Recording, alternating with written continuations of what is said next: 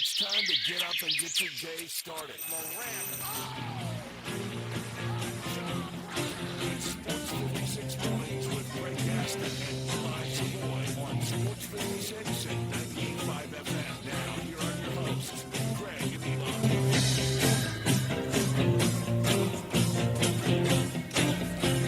Eli. Happy Friday, everybody. Welcome in. Time for another edition of Sports 56 Mornings, the Friday, December 20th, 2024 edition to be exact. Greg Gaston, Eli Savoy, Elijah Seegers, and a cast of thousands gathered together in the Family Leisure Studios. Family Leisure, you're going to want to check it out this weekend. I know you're a procrastinator out there. Come on, be honest. Looking for that last-minute gift. They got a lot to choose from. The Christmas sale is going on right now at Family Leisure, 2120 Whitten Road, just north of I-40. Another chilly start to your day, and it's going to stay chilly throughout the day. 40 degrees, you're looking at a high of just about 43. So it's not going to get much warmer. Plenty of sunshine, though. Then tonight, your overnight low into Saturday morning, 27 degrees, but a mostly clear, sunny day on Saturday with a high of 43. And then Sunday, sunny with a high of 48. Looks very promising for the weekend. Next week, we got some temperatures right around, I guess, the day after Christmas, into the weekend, right before the new year, into the 60s. So there you go. You got that going for yourself, which is nice. Coming up on the program today, we'll be busy as always. John Varlas at 7:25 in studio from the Daily Memphian. We'll talk Grizzlies with Parker Fleming at 8:05. We'll talk Tigers with our Tiger basketball report at 8:25 with the professor Matt Dillon. 9:05, we'll have 10 in a row, the game show that has swept the nation. And then at 9:25, you know him, you love him, you can't live without him. Brandon Lang, handicapper extraordinaire, will be joining us on the program. Also today, we'll be talking plenty of college football playoffs. It begins tonight, the first ever 12-team playoff. You got 4 games the opening weekend, campus sites, including tonight's game in South Bend, Indiana, Notre Dame, and the University of Indiana. The Grizzlies throttle the Warriors. We'll open up with that in just a moment.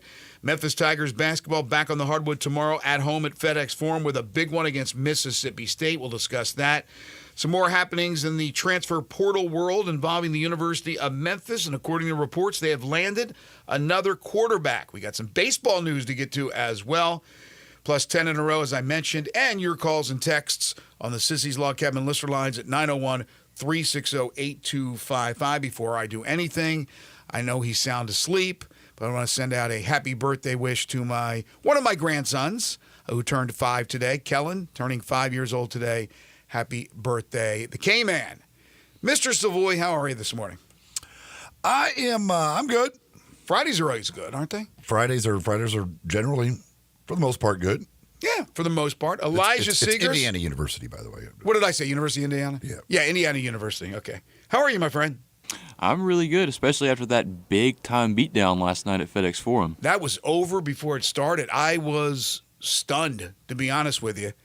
I was waiting for a competitive game, a lot of getting in each other's faces, and we saw that maybe for a second there early.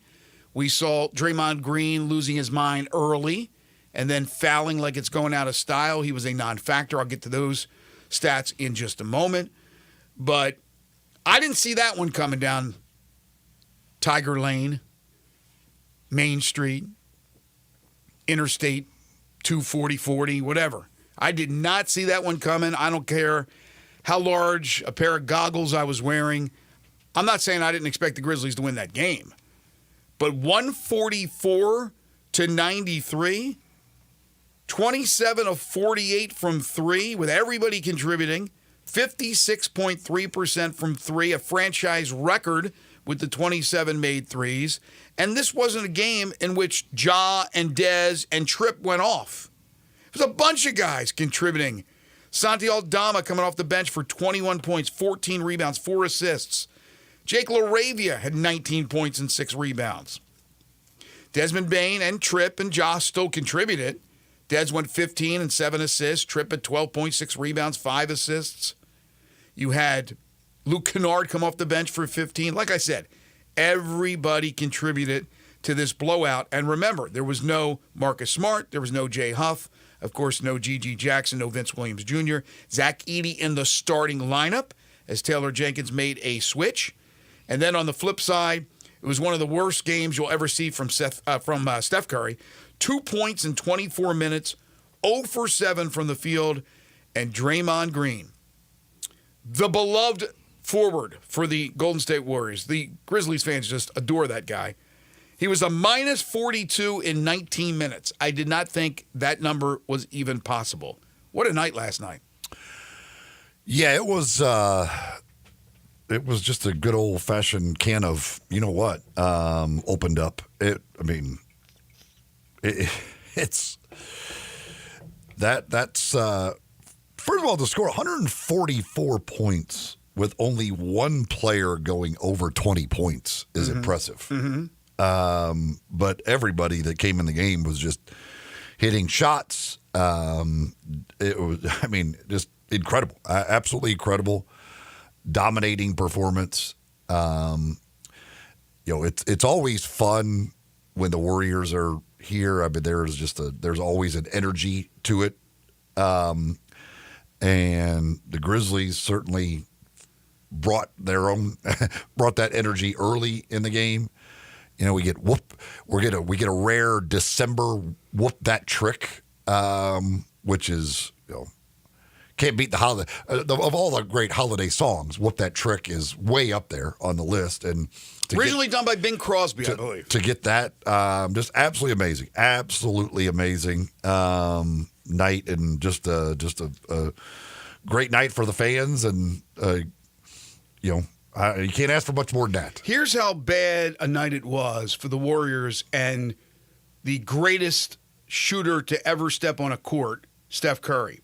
As I mentioned, Steph Curry in 24-plus minutes scored 2 points and did not have a field goal. He was 0 for 7. He was a minus 41. I mentioned Draymond Green was a minus 42. So 2 points for the great Steph Curry. Cam Spencer played 8 minutes and had 5 points. And John Conchar, seldom used now, 14 minutes, and he had 6 points. So those two guys dwarfed Steph Curry's offensive output. Yeah, Spencer came in the game. They left him open for a three, and he drilled it like he's that's what he can do. It didn't matter who came in off the bench. It just felt like if anybody got a look at a three last night, it was going in.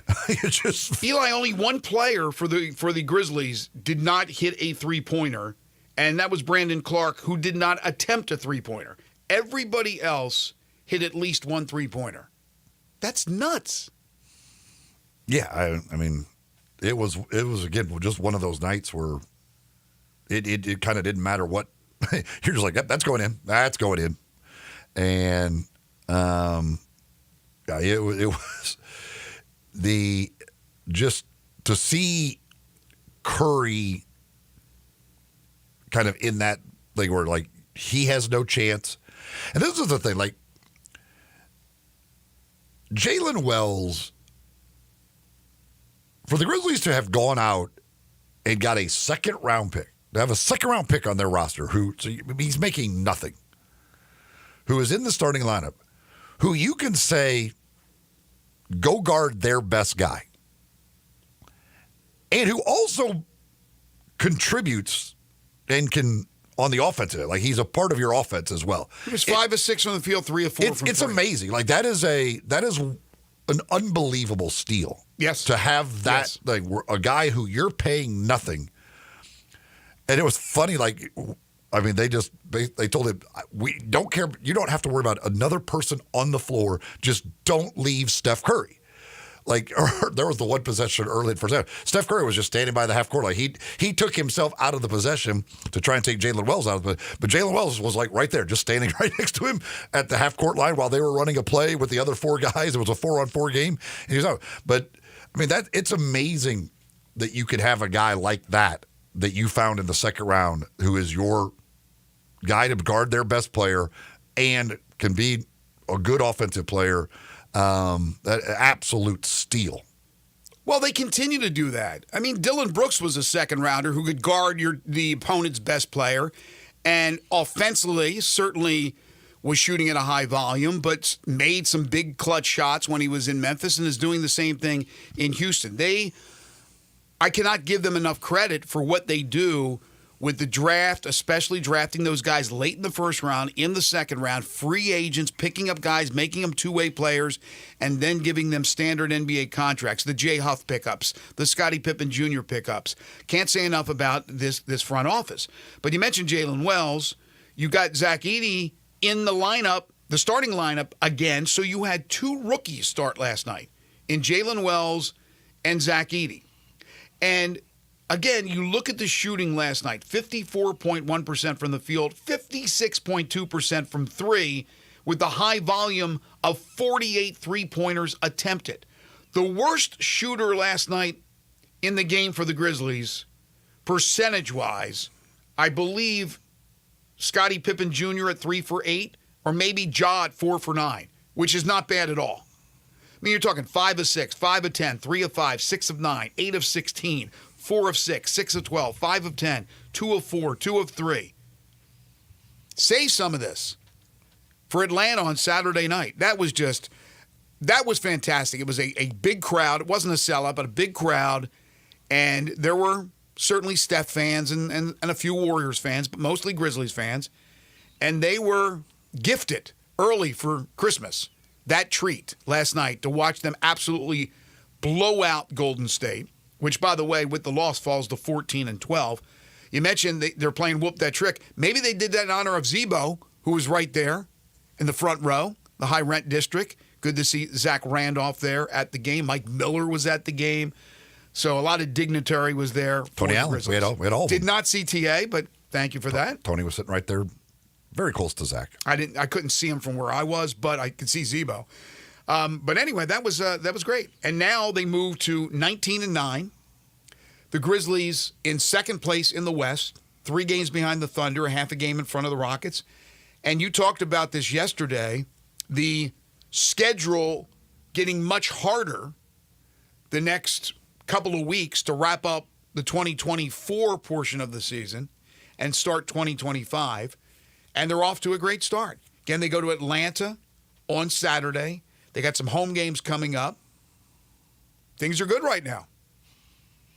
Yeah, we'll find out a lot about kind of where exactly they are in this Western Conference with that stretch of games, especially right before the new year and into the new year. But they are, and getting as healthy as they've been in quite some time. I'll tell you this: I would love for them to get the Warriors in the playoffs. The Warriors are just not they're not very good, quite frankly. But this is Houston's and the Minnesotas and some of those coming up here, and it's going to be a fun little stretch we've got coming up just to kind of see exactly where they stand against all of those teams, and hopefully Ja goes down last night. Hopefully that's nothing that will cause him to miss any time or anything like that. And he'll continue to be healthy, and Marcus hopefully will get healthy again and all that stuff. But and eventually here, in not too distant future, hopefully you'll get Vince and Gigi healthy and all of that stuff, and then we'll see what this team's all about. Yeah, then we'll see who's in the rotation. Again, it's going to be a good problem, but certainly somewhat of a dilemma, because there are a lot of contributors this year, and we saw that again last night.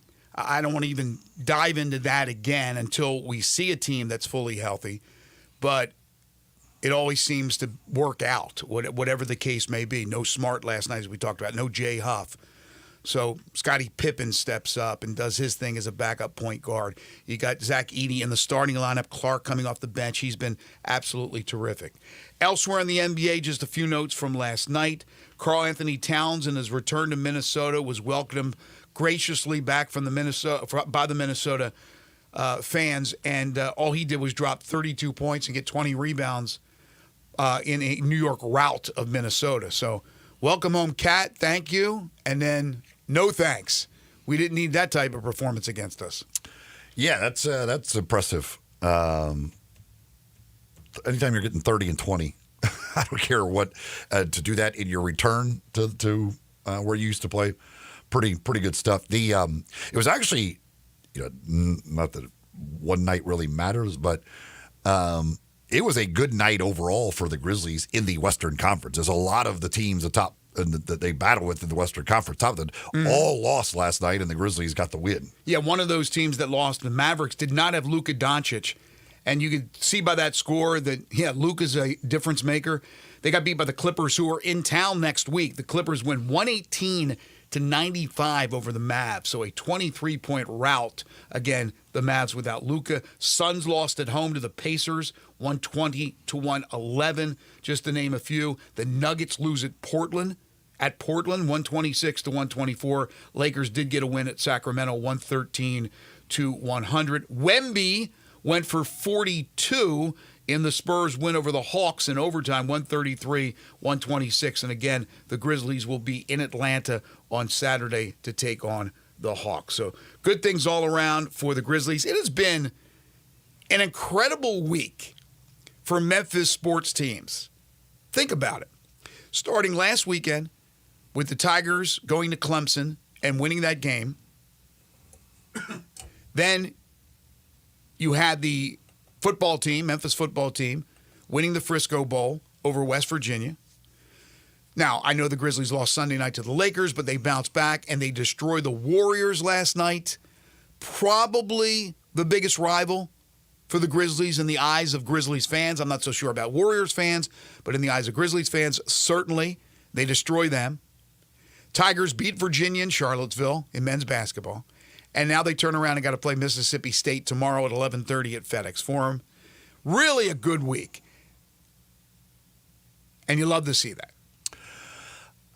Raider Corey texts in on the Sissy's Log Cabin listener line, says, yes, we can win the Western Conference. This team is so deep, it's scary. What a performance by this selfless team. Just stay healthy. Yeah, and I really like the fact that Zach Edey brings you that physical presence inside to battle somebody like Chet Holmgren, who will, I believe, eventually return for Oklahoma City. We know how strong they are right now with Hartenstein, and then you throw in Holmgren, and that's really a tough tandem. But you got a guy who's a mountain of a man that could play that physical ball. Last night, I don't know how many blocks he ended up with, but he certainly altered some shots as well. I thought Zach Edey had a good performance. Yeah, I was a little surprised to see them go back to him in the starting lineup. Talked about the other day with DeMichael Cole that he thought that would eventually be the way they would go, but I didn't think it would be this quickly that they would insert him right back into the starting lineup. But Raider Corey says this team could win. I think they're capable of it. Certainly, again, you wonder in the postseason because. How much does the depth actually matter in the postseason? There's a lot of these guys who have never done it in the postseason, so you wonder a little bit about that. But they are. If they play like they did last night, if they're going to shoot 27 to 48 from 3-point range, yes, they can win the West easy. They can win an NBA championship. If you're going to go 27 for 48 from 3-point range, you can win any basketball game. Yeah, look, they have been in this position before. They have finished in the West. Twice, second place, twice. So we felt good about those years as well, and then disaster struck in the postseason. But to his point, again, staying healthy, everybody on the same page. Why not the Grizzlies? They certainly have the talent. And it'll be interesting to see which direction they go in, if they go in any direction, for a trade. What do they look at that will enhance the team? With what they already have. They're one of the deepest teams in the NBA. Do they feel they are a championship caliber team with what they have? Do they stand pat? Or is there a move that they make? And we'll find out here in the coming couple of months before the NBA trade deadline. Couple of other things before we take our first time out. Bring in John Varlas. University of Memphis transfer portal news. Elijah Herring is on the move. The linebacker for Memphis, who was an impactful player this year after coming over from the University of Tennessee, has thanked everybody, but he is on the move. He'll have at least one more year. I think it's just one more year of eligibility. and he will go somewhere where he'll be paid handsomely. There's no question about it. So that's a big loss. We still don't know what's going to happen with Chandler Martin. Doesn't look promising that he'll return. Memphis is going to have a lot of holes on both sides of the ball, but especially defensively. But according to reports, I think Jonah Dillon from the Commercial Appeal was first on this one. They have acquired another quarterback, and we thought they would go in this direction, bringing in a veteran quarterback to compete with a young guy like Antoine Hill and others that are on the roster. Brendan Lewis, a quarterback who will be entering his final year, his 6th year. 2 years, make that 3 years at Colorado, 2 years at Nevada. He has started 25 games. He has 5,330 career passing yards. He is a really good runner, so he's a dual threat quarterback. So there he is. I don't imagine that they will bring in another quarterback. I know the Sluka kid from UNLV was expected to be in this weekend. I'm not sure if that trip is called off now, but according to, again, Jonah Dillon was the first, Brendan Lewis from the University of Nevada, the Wolfpack. Yeah, I'm not going to pretend to know much about him, but again, getting a veteran guy to come in and compete, with 1 year, kind of is what you expect and fits kind of nicely as far as timeline and everything else is concerned. Yeah, we'll talk more about him, obviously, as more information becomes available, but he was with Nevada last year and started the last few years, started at Colorado as well. And then I saw this, and you see these videos every year during this time for the holidays, the quarterback gifting his offensive line in the National Football League. Brock Purdy, who is on his rookie deal, and remember where Brock Purdy was picked, Mr. Irrelevant. So he has not signed that big contract. It's coming. He's going to make a lot of money here soon. But for quarterbacks in the National Football League, it's all relative. He's poor. And he gifted 10 offensive linemen these beautiful trucks, these Toyota trucks, Tundras, brand new truck. I don't know what they go for. I'm not a truck guy, but I got to imagine it's what, 70, 80,000 or more? They're all tricked out. 10 of those suckers. I remember the days when quarterbacks like Dan Marino were gifting their offensive linemen, his offensive linemen, isotoner gloves. I know it was a commercial, but isotoner. So they've gone from isotoner gloves to these big, bad, beautiful, brand new trucks. I don't know where they go from here. Are they going to start gifting these offensive linemen houses, yachts? It's taking it up to, I think, the highest point, right? You can't go beyond this, can you? Would you give him a sack of money? That's a lot of money coming out of his current contract. Yeah, it's very nice on his part, but I think he's okay. I think he'll survive it. What about you being the boss here? You don't gift us anything. I do not. You're correct. Nothing. We get nothing. If you start blocking for me, maybe I will. Nothing says holiday fun like driving home in a new All-Star Chevrolet. There you go. He could have got the Chevrolets as well. It's the Red Tag event. It's in Olive Branch at All-Star Chevrolet, and it could get you some big customer cash or financing as low as 0%. How about a new Tahoe or Silverado, maybe a new Blazer or Suburban? Together, let's drive into Christmas and the new year in a new All-Star Chevrolet. That would be some great present, right? Some will have special financing and no payments until spring because your good credit deserves it. Olive Branch is where all the new Silverados and the Tahoes are. New 24s and 25s are on the lot as well. Now, if you work in law enforcement, you're a first responder, you work in healthcare, military, you're a teacher, a recent graduate, you get a $500 bonus right off the top. Every late model pre-owned you're looking for is all in one place at All-Star Chevrolet in Olive Branch. Everything from Silverados to Jeeps, Toyotas to Lexus, Ram trucks, even a Camaro ZL1. If you've got any vehicle you want to sell, bring it to All-Star Chevrolet in Olive Branch today and get the most money back for it. Don't miss the final holiday Red Tag sale. It's going on now in Olive Branch at All-Star Chevrolet. Drew and everyone at All-Star Chevrolet wish you and your family a very Merry Christmas and a Happy New Year. If you want to see these great rides, just go online to allstarautogroup.com. John Varlas is next. This is Sports 56 Mornings with Greg and Eli on Real Sports Talk, Sports 56 and 98.5 FM.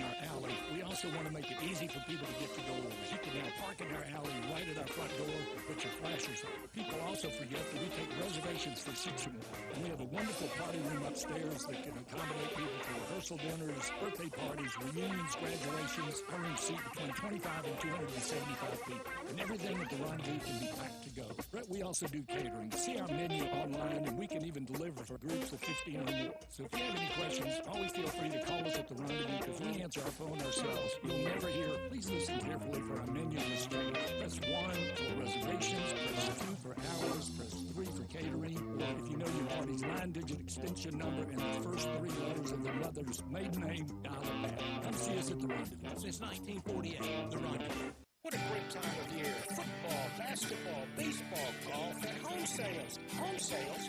This is Sheldon Rosengarten with Lost Ben Swerve Realtors. Why did I throw in home sales at this time of year?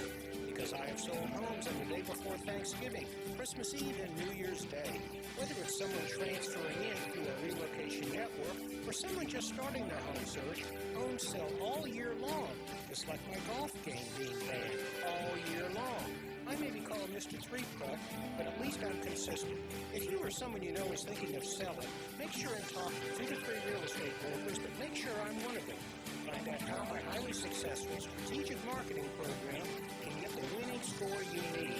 Call me and find out why people often say when you want the job done, call Shell Done. 483-0546 or MemphisRelocate.com. Go for that goal and call me. Shell Dunn at 483-0546 or MemphisRelocate.com. Locally owned and operated for over 40 years, Automatic Gates Construction tailors custom-made solutions for all your residential, commercial, and industrial needs, including repairs, maintenance, and installation. Automatic Gates Construction specializes in designing and installing automatic gates and fencing that seamlessly blends security, functionality, and aesthetic appeal. Elevate the safety and efficiency of your property with a premium gate solution. Automatic Gates Construction at myautomaticgates.com. It's a holiday experience like no other. The Light Garden at Olive Branch City Park. It's a walk-through entertainment extravaganza with hundreds of giant 3D Christmas-like displays, photos with Santa, food and drinks, and special events including fireworks on New Year's Eve. New this year is a winter-inspired 18-hole miniature golf course. Bring the family out nightly through January 1st. Go to lightgarden.online for details and to buy tickets. And stay tuned to Sports 56 and 98.5 FM for chances to win tickets to go through the Light Garden. At Jason's Deli, when you're dining in or picking up curbside, you can expect wholesome food and no surprises, just delicious sandwiches, crisp salads, and quick quality meals made with the freshest ingredients and no artificial trans fats, MSG, high fructose corn syrup, or artificial colors and dyes. Around here, a lot of thought goes into what we put into our food and what we take out of it, because you're not just taking a bite, you're getting a taste of who we are. New items are constantly being created to expand our menu for all tastes and special diets with vegan and gluten-free options available. Convenience and on-time delivery you can count on. It's just a click away at jasonsdeli.com, so whether you need to feed 5 people or 5,000, the team at Jason's Deli, they have the credentials and the commitment to keep you satisfied. Freshness is nearby at Jason's Deli with locations at Ridgeway in the Park Place Center, Poplar and Highland, Germantown Road in Cordova, and on Goodman Road in Olive Branch. Jason's Deli. It's wholesome food and no surprises.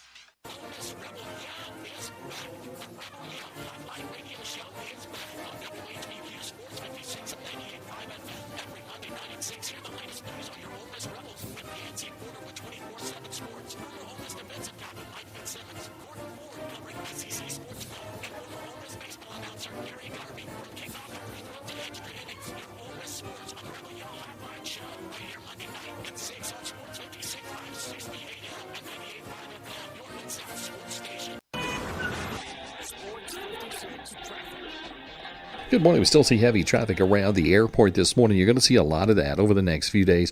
Just expect it there over the weekend. A lot of folks trying to catch a flight out. Traffic's on the increase even more now up to South Haven as it builds now. 55 working your way up from DeSoto County into South Memphis. Still not bad. 51 southbound out of Millington. Shop now and save during this holiday season at Weimer's Jewelry. They're located 7525 Highway 64. I'm Commander Chug with your on-time traffic.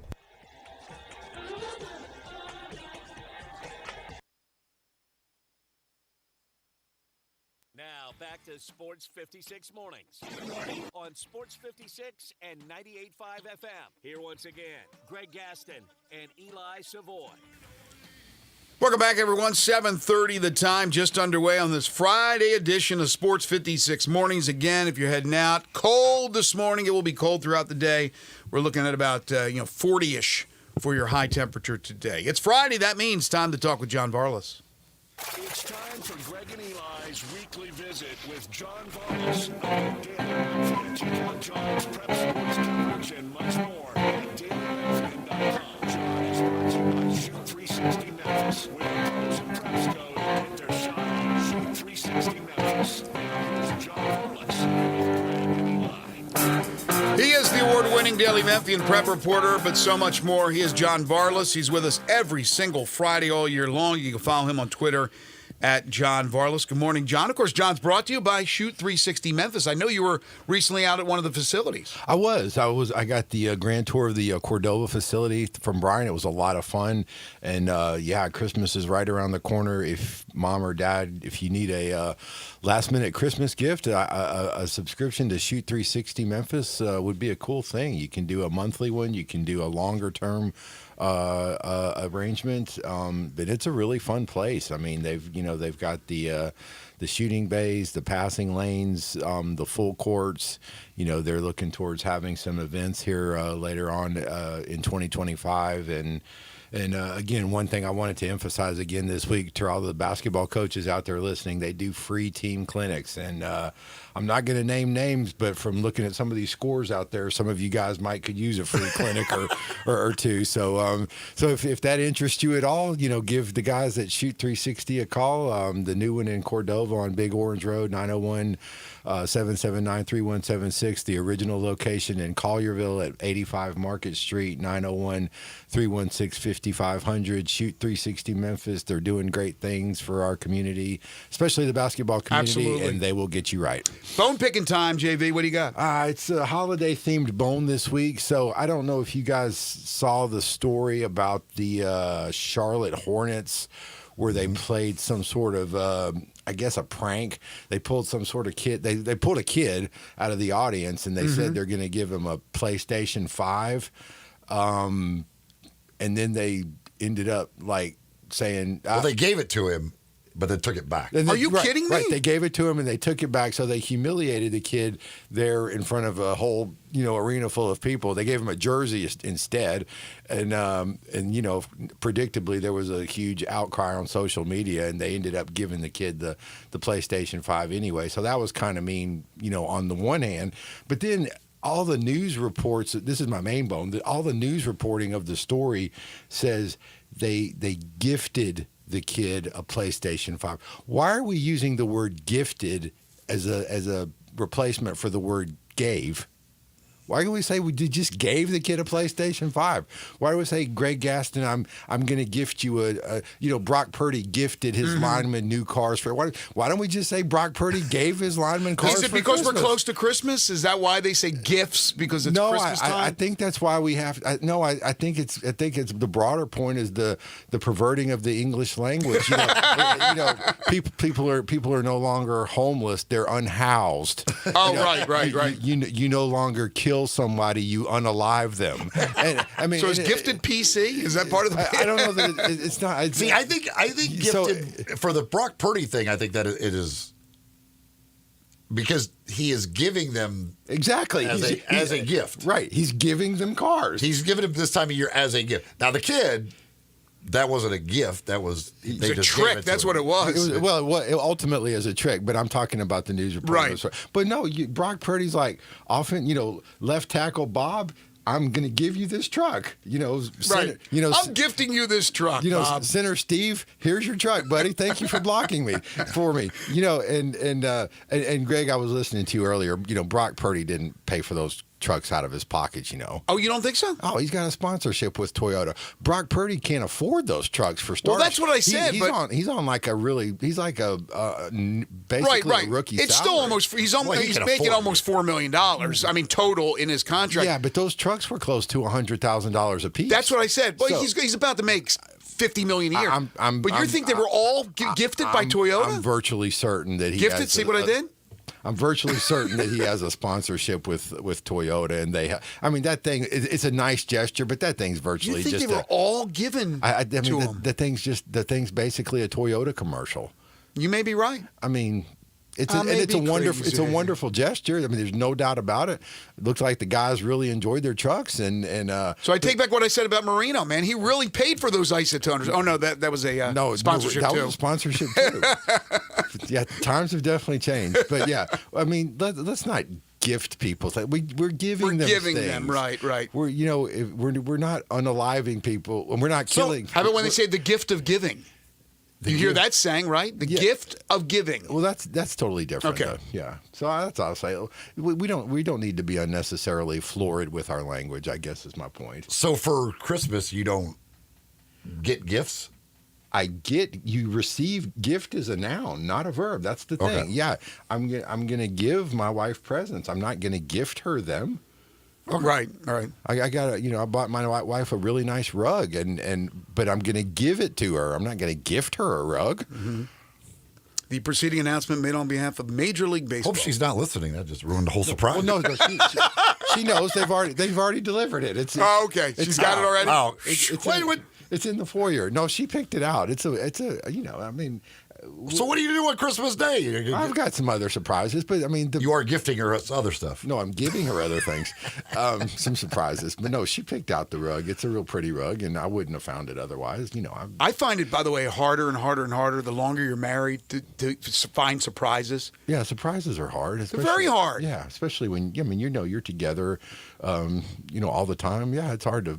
Yeah, and when you get to be older like we do, I mean, it's like pick out something for yourself. Honestly, the best Christmas present for me is going to have an uninterrupted day and hopefully get a good night's rest. Right, I mean, that's all I'm looking forward to at this juncture. That's true. All right, so last weekend was the AutoZone Liberty Bowl All-Star High School football game in the rain.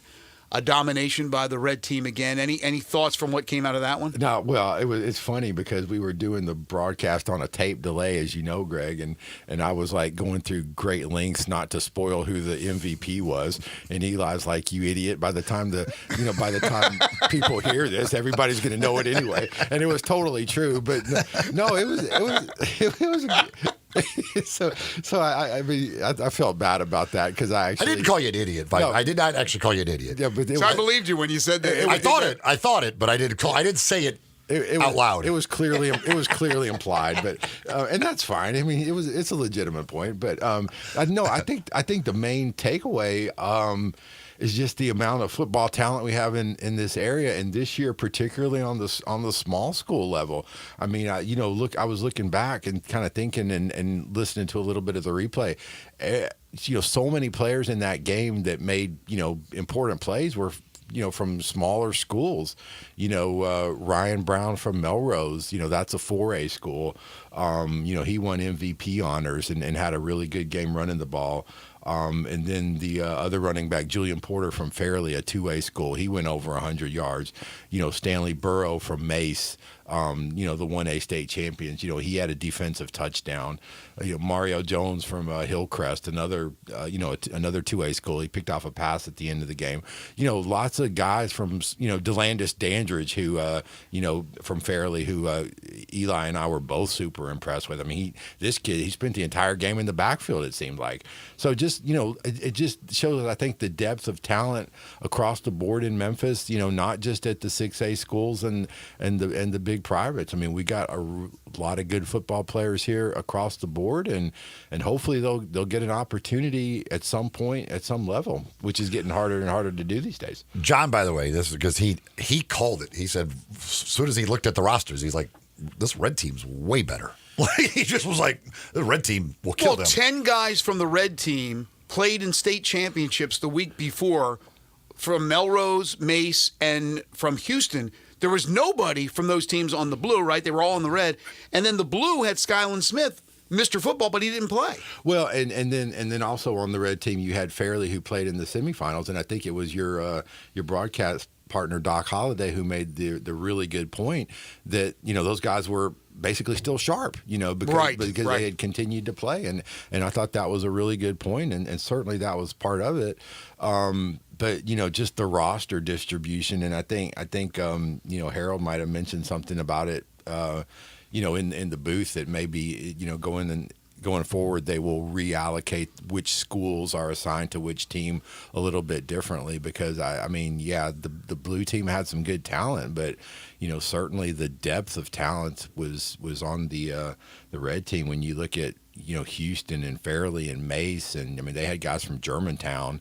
They just had a lot of MUS, and they just had a lot of teams with a lot of dudes on it. Yeah. Again, congratulations to everybody that participated, all the coaches, the fans that were there, the cheerleaders. Heck, they were out there in the rain all day long doing their thing. So, again, a job well done, and also with all the folks associated with the AutoZone Liberty Bowl game. All right, so we're now smack in the middle of basketball season. Got a long way to go, but right now, what are your thoughts on what you've seen so far and some of the highlights of the the high school basketball season? Well, Houston is playing really good ball right now. They're 10-0 after last night's victory over a good Arlington team. Arlington themselves was a really good story. They started off 8-0, and then they lost to Harding Academy on Tuesday, and then they lost to Houston last night. That 4A, Greg, is going to be so tough this year with Houston, with Bartlett, Whitehaven. Southwind is a really good team. Arlington, I mentioned, is off to a really good start. Central, although, two of those teams potentially have a chance to get to state, hopefully two, at least one, the way the regions are set up.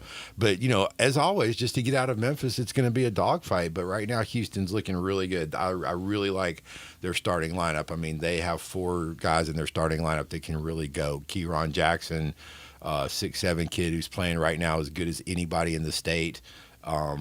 Jordan Miles, who's about 6'6", 6'7", he's a sophomore, really talented.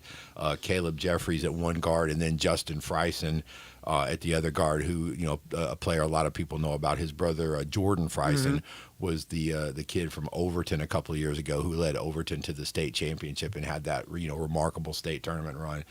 Justin is every bit as talented as well, and he's only a sophomore.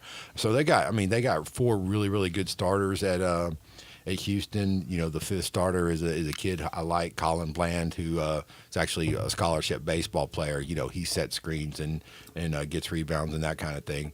But the talent they have at Houston is really impressive. I mentioned Bartlett. We'll probably see them after the new year. I think Bartlett is actually going to play against Sierra Canyon in the Memphis Hoop Fest. I don't have the schedule in front of me, but it's going to be January 3rd or January 4th out there at Briarcrest when they do the Hoop Fest, and we'll probably talk more about that next week.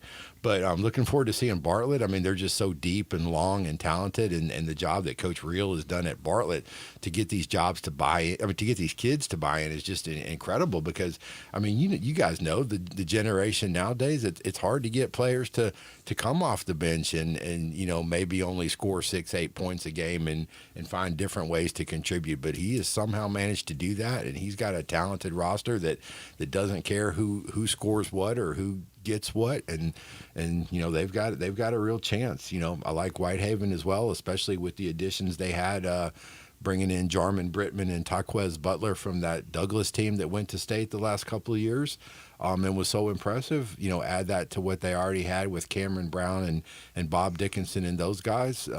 So it's, just as always, it's going to be a dogfight with the big public schools, and there's going to be some great matchups and great games for everybody to go out and see as we move into January and February. In the private schools, is Briarcrest the team? Yeah, Briarcrest, I think, is still probably the team to beat. MUS got off to a really good start with a couple of freshmen that they have playing key roles, but they've since come back down to earth a little bit. Christian Brothers with Carson Chandler and BJ Brown, they picked up a really nice win over Brentwood Academy on December 13th. But yeah, Briarcrest with Fred Smith, who for my money, he's clearly one of the best players in the state. Just a kid I really like. Great hands, great basketball IQ, great post moves. He's about 6'7" as well. Is he now a senior? Fred is still a junior. He's a junior? Yeah, Okay. I mean, he put on a show at the state tournament last year. I mean, in the semifinals, he played half the game and basically had a triple-double. And then in the championship game, he scored 27 points and only missed 2 shots from the floor. So it was kind of like a Bill Walton-esque performance. Yeah, I really like Fred. I mean, Briarcrest is always going to be well coached. They got their system. And, interestingly, too, they've got Austin Nichols back over there, former Briarcrest Mr. Basketball winner and, one of, maybe their best player ever, helping out the team this year and as an assistant coach. So Really? Austin's back home and he's added to that staff. I think he's working with Fred on big man stuff and they've got a really solid team. I think they play Fairleigh tonight at home. And Fairleigh, certainly has a chance to make state as well in their classification. I've heard good things about Fairleigh as well. So that could be a real interesting matchup tonight. We're going to take a break here in a second, but do you have any idea? Again, you said he's a junior, so he's now starting to get recruited. If he's on Memphis's radar, and then you would know this. Who's the last big local signee for Penny? Boy, that's a good question. I mean, you'd have to go back to probably like Alex Lomax, right? I mean, is it that long ago? I mean, all the East kids, that whole group of East kids. You'd have to go back to that East group because in since then, I mean, they've basically turned the roster over every year, and it's been largely transfer portal guys. I mean, they haven't brought in any freshmen, period, over the last 4 or 5 years. Well, Harris this year is the only one. You're right about that, but I'm just trying to think about, they had a couple of guys that were committed. They had the kid from Bartlett who was committed. He ended up not playing here. What was his name from a couple of years ago? Ended up going to maybe play with Tony Madlock. I'm trying to remember. Bartlett player a couple years ago. I'm not drawing a blank on that. He had committed. But anyway, do you know if Jones is being recruited by Memphis or? I do think Smith has an offer from Memphis. Yeah, Fred Smith. Fred Smith, excuse me. No worries. I do think Fred has a Memphis offer. I actually saw Coach Hardaway at one of the games last year. Oh wow, okay. Hanging out by the locker room. So I do think he has an offer, and I don't know the level of seriousness on, either side or anything like that. Okay. But, yeah, I mean, Fred Smith's a guy you want in your program, in my opinion. I mean, I know the high school kids aren't as sexy anymore as they were, even 5 years ago. But, I mean, if I'm a college basketball coach, I want Fred Smith on my team. Okay. Folks, the holiday season is here. We're counting down the days till Christmas, and over at Genesis Diamonds, you can take advantage of 5-year zero-interest financing. So go get yourself a beautiful gift for that special someone and get 0 interest for 5 years. And that's on everything in the store through Christmas Eve that you can take advantage of that great deal. If you're thinking about getting engaged, great time to go get that engagement ring and to get the 0 interest financing for 5 years on that. But really anything, any gift idea that you have, they've got an unbelievable selection, great pricing, great staff to help you pick out that perfect gift. And again, you can take advantage of that 5-year 0 interest financing through Christmas Eve. Genesis Diamonds, Poplar at Perkins Extended. All right, more with John Varlas when we return. This is Sports 56 Mornings with Greg and Eli on Real Sports Talk, Sports 56 and 98.5 FM. Join the voice of the Tigers, Dave Woloshin, for Wolo and Friends. Weekday mornings from 10 to 11 here on Sports 56 and 98.5 FM.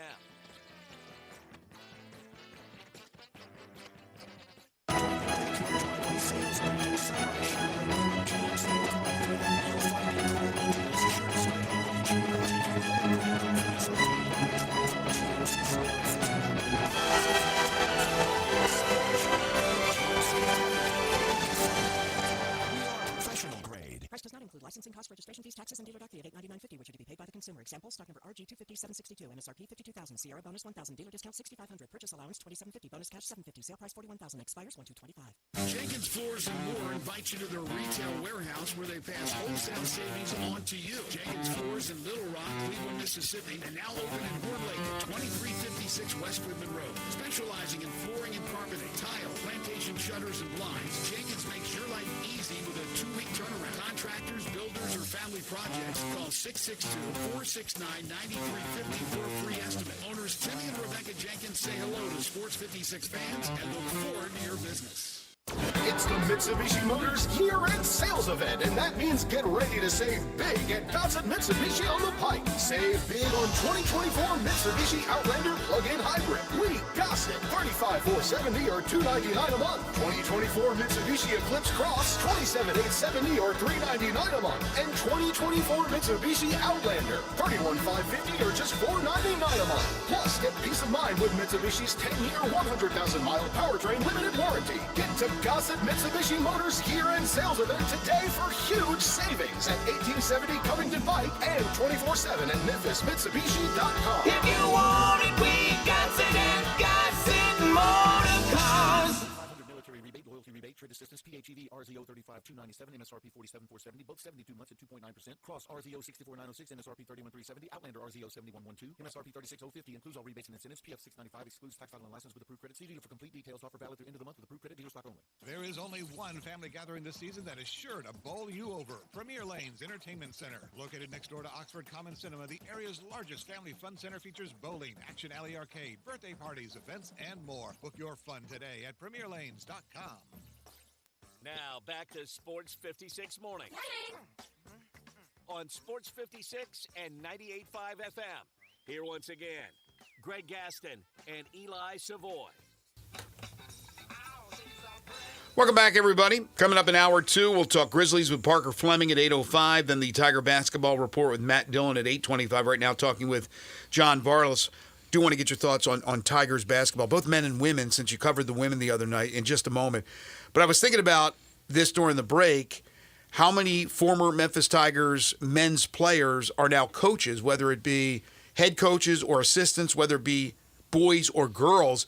I had no idea that a friend of the show, Cedric Henderson, was back. I know he was coaching at Collierville, was it, at one point? He was at Collierville at one point. He's at Overton now, and it's interesting. Overton has Tigers coaching both of their teams because Cheyenne Gibson, great Tiger from a generation ago, yes, coaches the girls team. I mean, Coach Gibson's been doing it a long time in our area. I think he coached at Sheffield at one point. I think he coached at East at one point, and he's at Overton now. So, yeah, 2 Tigers over there. Went up against Chris Gardner and Craigmont not that long ago. Chris Gardner, I had no idea was the Craigmont coach. Yep. You know, Marcus Moody over there at Mace. There's probably others I'm missing too. I mean, how about Willie Kemp? Oh, well, yeah, of course, Willie Kemp at Whitehaven. Yeah, right, yeah, absolutely. That's the thing. Once you start naming, it's just hard to remember because there's a lot of basketball teams out there. But yeah, no, there's a lot of. It's good to see these guys going into coaching, and especially the guys. Like Willie Kemp, for example, who aren't native Memphians. I mean, he's from near here, but, he went to college here, had a great career with the Tigers, and now he's... Well, was part of Penny's staff for a bit, and so was Jeremy Hunt, who's now... Isn't he at Lausanne? Where's Jeremy Hunt? Isn't he now coaching?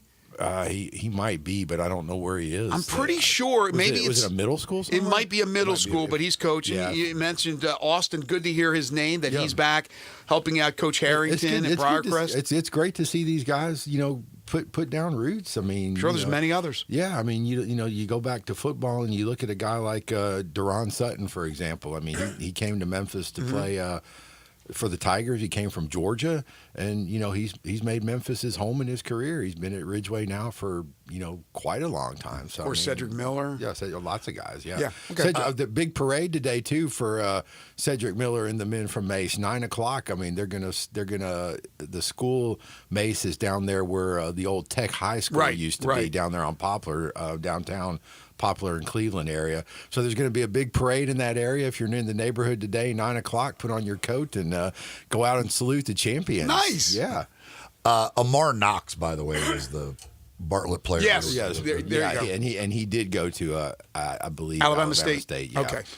Thank you to David who Thank you, David. with that. Thanks, David. Got another text here asking, how has Bartlett become a sports powerhouse locally?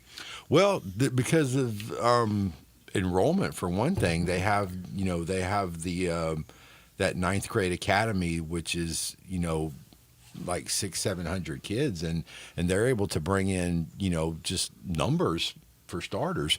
With the basketball program in particular, now a lot of that recent success has come from the success of the great program at Elmore Park Middle School, which is just a middle school powerhouse. And, the two freshmen at Bartlett now, Braylon Williams and DJ Okoth, they both started Elmore Park last year, part of the program there. So a couple of factors there, but no, just the number, size of the school, the population out there at Bartlett, maybe some redistricting too.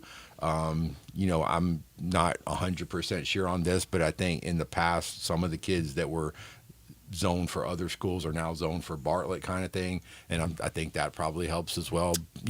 Great facilities. I mean, they attract, great facilities are going to attract. So they put money into facilities. They have. I mean, once when they redesigned that football, set up out there, I mean, it's as good as anybody in the state, and it's a really nice place to watch a game. And that kind of, and then they redesigned the whole gym too, the McDonald's Arena over there.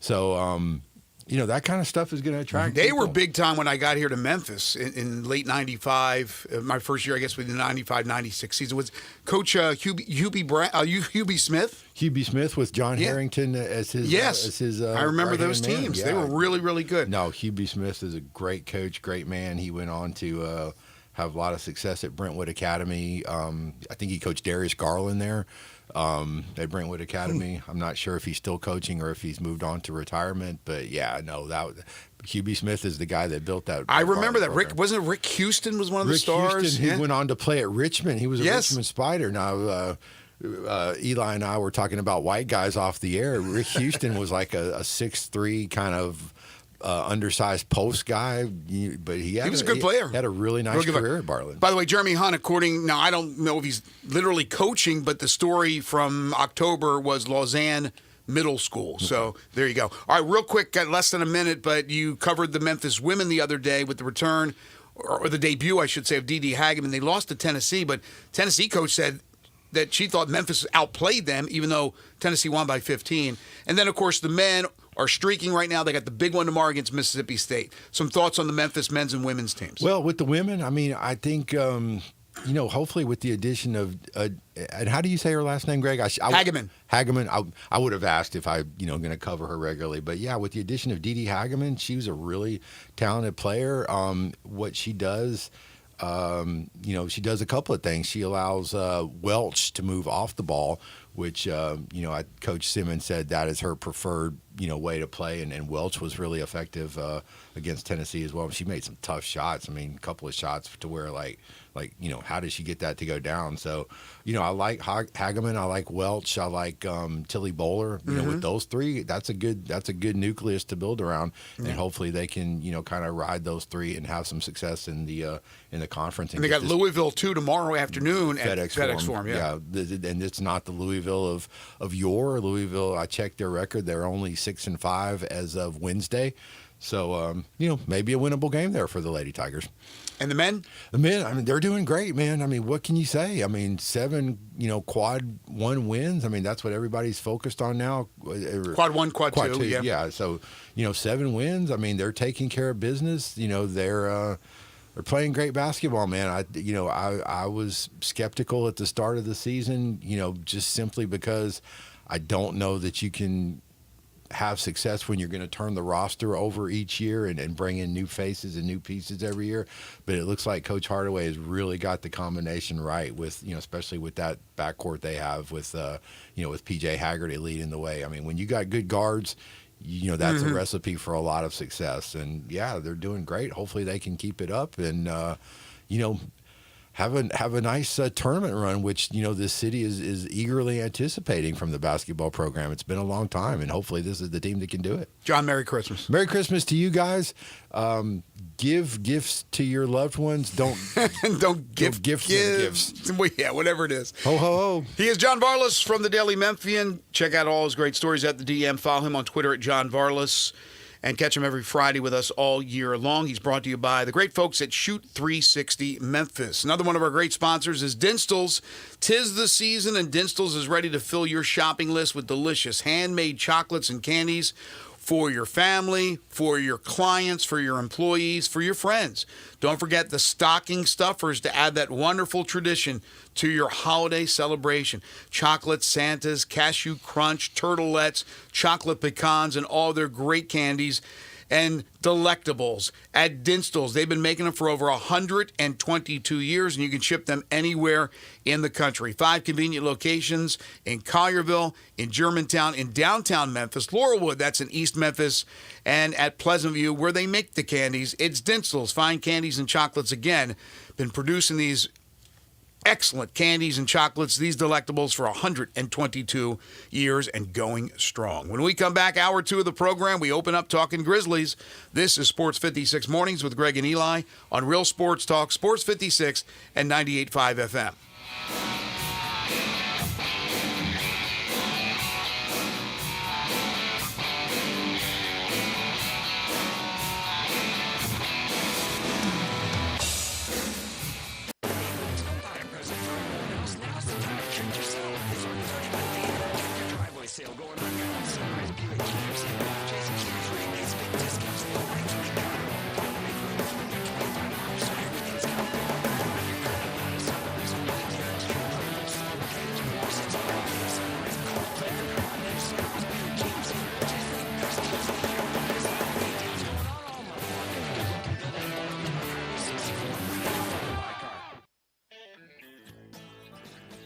This is Troy Five-Ash, owner of Five-Ash Roofing. I have been told that my ads are all business and I should share some of my personality.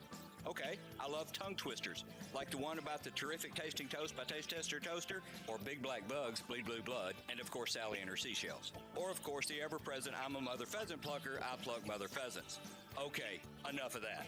If you want an honest, fair, reasonable roofing, siding, or gutter estimate, call Five-Ash Roofing at 367-0050. That's exactly what you'll get. No empty promises, no high-pressure sales tactics, and no fast-talking salesman trying to convince you that today and only today is the best day for you to get a new roof. For the record, the best day to get a new roof is when you're ready for one. Five-Ash Roofing, fair, honest, and ethical. 367-0050 or memphisroofer.com. Five-Ash Roofing, it's what we do. We're here for you. Join us celebrating 26 years of Napa Cafe. Hi, I'm Glenda Hastings, owner of Napa Cafe, and I'm inviting you over for dinner.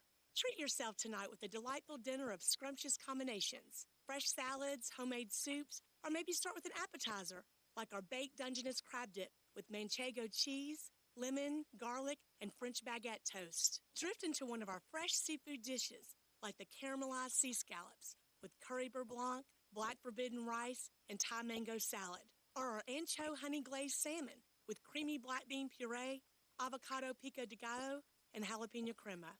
Maybe you're looking for something cozy and comforting, like our Duroc pork chop with apple brandy demi-glaze and blue cheese bacon mashed potatoes. We have something for everyone. Napa Cafe, open Wednesday through Saturday for dinner starting at 5 o'clock. For reservations, visit our website at napacafe.com. Come join us as we celebrate 26 years of Napa Cafe. I'd sure love to see you. Hello, sports fans out there. Walker Taylor here with the Germantown and Collierville Commissary. We just celebrated our 43rd year in business, and I would like to thank our fantastic customers and especially our loyal staff. Time has flown by. We now have a second location, Poplar and Houston Levy in Collierville. Catering is a specialty of ours. 50 to 5,000, no job too small, no job too big. Full service or self-service. We also have a party room in Collierville that is great for rehearsal dinners, business meetings, you name it, we'd love to have you. Also, our barbecue party packs start at $8.75 a person. Barbecue, beans, slaw, bun sauce, including serving utensils. Especially great for tailgating with football season coming up. The commissary restaurants also believe in giving back to the community. Possibly you have been approached by somebody selling a barbecue six-pack coupon for fundraising. Cheerleading groups, church groups, anything to help a worthy cause. Holidays are near. Smoked hams and smoked turkeys will be on the pit before you know it. Come see us at Germantown and Collierville Commissary. Also, check us out at commissarybarbecue.com. All 650 acquisition fee, $20,000 per year. K4 SEO 29100, MSRP 24230. Telluride SG 596,529, MSRP 41260. Includes all rebates and incentives. Excludes tax title and license. Must finance through KFA dealer stock only. See dealer for complete details. Offer valid through 1/2/25 with approved credit. It's time to get happy during Jeff Allen's The Season of New Traditions. Sales are getting going on now at Gossett Kia South on Mount Orion. That's right, baby. Save big in 2025. Kia K4 LXS 190. $34.99 a month. $34.99 do it fine. Get the best SUV on the market. 2025 Telluride S front-wheel drive. $368 per month. $39.99 do it fine. All 24-month lease and 0% for 72 months on the 2024 EV9. And every Gossett Kia comes with Kia's 10-year, 100,000-mile powertrain limited warranty. So if you live in Fort Lake, South Haven, Olive Branch, or Memphis, you'll be happy at Gossett Kia on Mount Moriah. Happy holidays from all of us. That's Gossett Kia South, 2680 Mount Moriah, or online anytime at KiaMountMoriah.com. Sports 56 traffic. Good morning. Trying to build out of Collierville here in the last few minutes, coming inbound on Bill Morris Parkway 385. It actually is moving as you go all the way up past Riverdale until you get up to Ridgeway. It's increased even more 40 east across the Hernando de Soto Bridge. We've had some accidents already in that area coming over from West Memphis this morning. Just give yourself extra time out here just to be on the safe side. Shop now and save during the holiday season at Weimer's Jewelry, 7525 Highway 64. I'm Commander Chuck with your on-time traffic.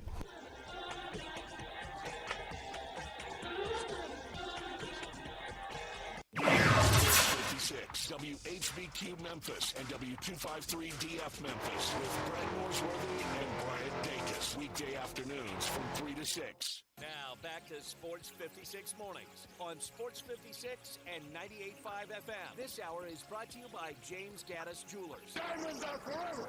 Here once again, Greg Gaston and Eli Savoy. Welcome back, everyone. 8:06 the time, hour 2 here on Sports 56 Mornings, the Friday, December 20th, 2024 edition. Greg Gaston, Eli Savoy, Elijah Seegers with you, broadcasting from the Family Leisure Studios. Family Leisure, check them out. The Christmas sale going on right now at 2120 Whitten Road, just north of I-40. Currently 39 degrees. It won't get much warmer. Looking at 43 for a high today, but the sun will be shining. Then the overnight low, 27 degrees. For your early Saturday. It'll warm up to only 43 tomorrow, but again, more sunshine. It'll get warmer next week, in fact, into the 60s the day after Christmas on through the weekend, next weekend, so heading into 2025, but there is a little rain in the forecast midweek to late next week. Hour 2 of the program is brought to you by the great folks at James Gaddis Jewelers, 4900 Poplar Avenue between Mendenhall and St. Nick, and on the web at GaddisJewelers.com. And every Monday and Friday, they bring you the Memphis Sports Fact. Did you know the Memphis Grizzlies' 51-point win last night was the largest in the NBA this season, surpassing another Grizzlies victory, a 45-point win at Portland earlier this season. James Gaddis Jewelers, your bridal engagement and anniversary jeweler headquarters, but for all your gift giving for the holidays, it makes sense. Jewelry always puts a smile on people's faces, whether it's a watch, a bracelet, a necklace, a pendant. They have vintage and antique jewelry. They're always adding to their collection. But again, if you're getting engaged during the holidays, it makes sense to get engaged with a beautiful diamond ring from James Gaddis Jewelers. They are full-service jewelers with 2 bench jewelers ready to serve you. All their diamonds are independently graded and certified. They know there's a lot of competition, so they make sure they have a price point to suit everyone's budget. So if you get a chance today, sometime this weekend, head on over to James Gaddis Jewelers, 4900 Poplar between Mendenhall and St. Nick, and on the web at GaddisJewelers.com. One of the folks covering the Grizzlies that happened to be at the game, saw him last night, who had to have a smile on his face, our good friend Parker Fleming, who joins us now on the program, covers the Grizzlies for Subsocolitis, supporting St. Jude Children's Research Hospital. You can follow Parker on Twitter at Paca_Flocka. Well, that was an old-fashioned you-know-what whipping last night.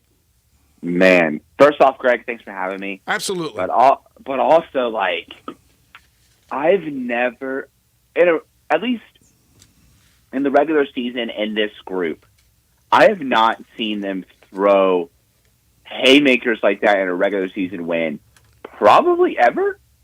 But, like, to a good team. Okay, Oklahoma City, a 73-point win, that doesn't count. They weren't a good team. Golden State's a good team. And they laid the smack down on them. And it was awesome to see. And it was one of those things where it was crazy because there's no point in the game where it felt like the Warriors had control. Like, I think they started out with an 8-0 lead. Mm-hmm. And they just kind of like continue to just lay the smackdown on them. That's the best way to say it while being PG. It was an awesome win. It was a real statement win from the Grizzlies. Were you surprised to see Zach Edey back in the starting lineup? And which do you like, him or Brandon Clark starting? I personally don't have a preference. I wasn't. It's one of those things with Edey or Clark starting. I don't want to give a cop-out answer, but it's one of those things where I'm surprised, but I'm not at the same time, because on one hand, Zach Edey was doing so well off the bench. I think that helped him kind of get into a groove a little bit. And then, but also on the other hand, I mean, Brandon Clark's been coming off the bench since he was a rookie here 6 years ago. Like, I would have thought, okay, like, I don't think it really matters who starts. I think they both provide a lot of production. They both provide a real advantage on the glass. They're both really good in two-man actions. And also, too, I did say this on Twitter the other night. I think it was after the Laker loss when everyone was kind of in hoopla a little bit. But the thing with Zach Edey is I don't mind if he starts or comes off the bench. I just want him to, A, play an ample amount of minutes. Like, I want him playing like at least 20 minutes a night. And B, I want his minutes tied to Jaws, because I think that's going to be what's best for his development. And last night, he ended up playing 24 minutes. So right there with the type of minutes that you think he should be playing. He went for 8 points. He had 8 rebounds. He had 4 assists. He also blocked some shots, altered some shots, did have 5 fouls, and played that physical brand of basketball that we all talked about in the offseason going into the draft. You know, can Edey provide that? And he certainly did. I also like the fact that Kennard got early minutes. He played 24 minutes. He had 5 of 7 from 3. When they've had they haven't had the complete roster, but when they've had the roster that included everybody but Gigi and Vince Williams, it seemed like Kennard wasn't getting the minutes. And I was wondering to myself, why? When you know he's one of the better three-point shooters. I like the fact that he got in there early and often and got a chance to put up shots, because you know what he's capable of doing. Yeah, for sure. It's one of those things where I do not envy Taylor Jenkins. And these decisions are going to get harder when Gigi and Vince are back, but the product of having a team this deep is that there's going to be some good players that get DNP CDs some night. Mm-hmm. And Luke Kennard was the first one in this little test run, I'll call, of like a more fully healthy lineup. That was the byproduct of that. And I know before then, like, you know, Kennard's not the best defender, but also at the same time, how he offsets his defense is his three-point shooting. And he wasn't shooting 3-ball enough.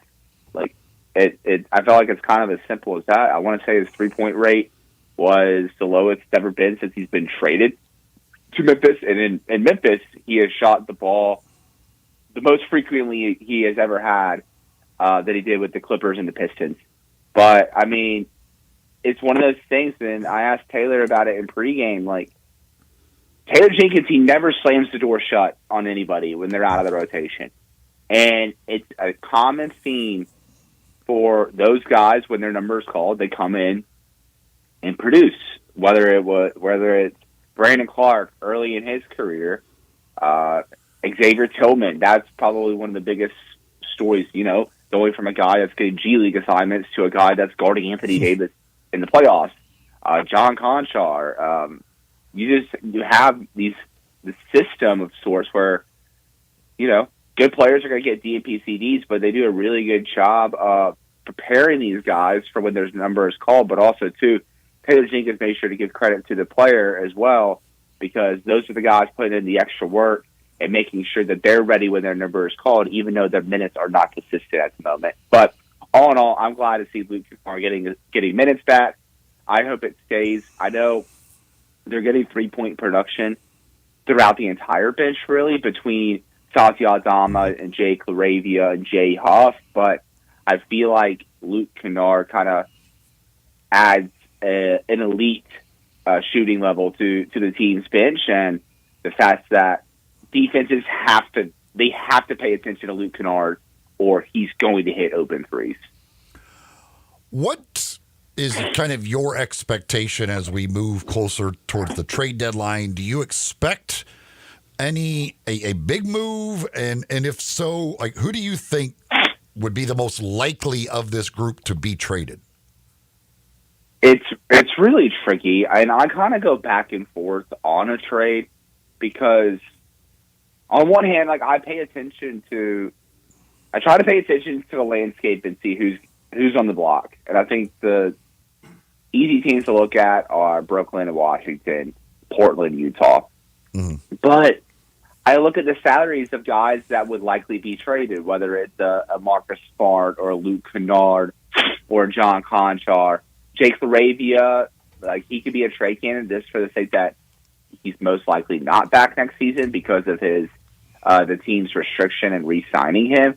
But also, too, any team that trades for him will have the same restriction. They'll only be able to sign him for 1 year, $5 million if they trade for him at the trade deadline. So why do that when they can wait till the offseason and sign him to a bigger contract?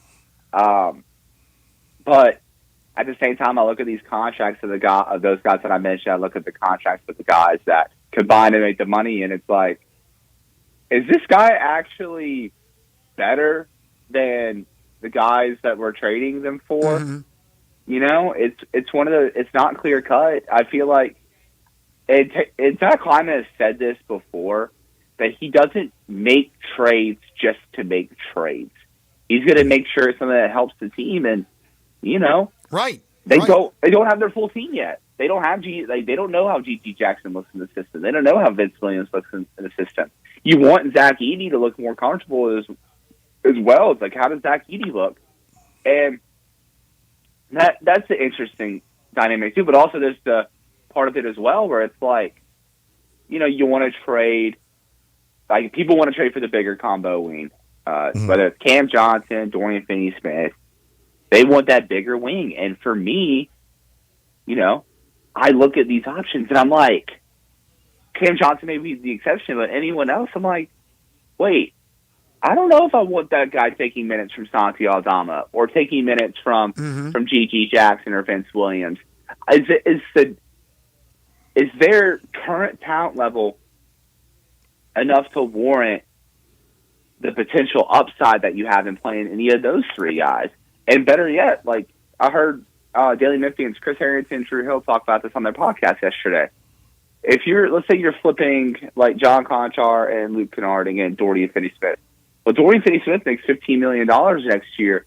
How does that affect you being able to keep Santi Aldama, who has emerged as like a really awesome piece for the Grizzlies this year? He's probably been their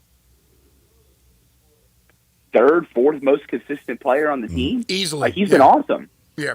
Well, the question is, what is out there that can improve the team? Because you can't look at the team and just say we're done. Now, you may end up not doing anything because of the reasons you just talked about, but you can't sit here and go, oh, we're the best, we will win it with this lineup. You always have to think about getting better. But if there's something out there, or if there's nothing out there, you don't force it. And they don't. Kleiman doesn't do that. I would right now lean toward them doing nothing rather than doing something. But if there's something out there to better them, they will look at that. My question is, what area do they need to get better at? I mean, it's just one of those things where, one thing I kind of look at with the Grizzlies and where they get better at, it's not necessarily, you can tie it to a skill, but I look at when you're, let's say you're late in a playoff game, first round, second round, conference finals, who do you want closing a tight game alongside John Morant, Desmond Bane, Jaren Jackson Jr.? And if you don't feel like you have enough, if you want one more consistent option, because right now I feel like it's a hodgepodge where it's like whoever's playing the best that night. We've seen Jake LaRavia closed against Boston. You've seen Santi Aldama close these tight games. You've seen Marcus Smart, Luke Kennard. Luke Kennard closed against the Lakers the other night.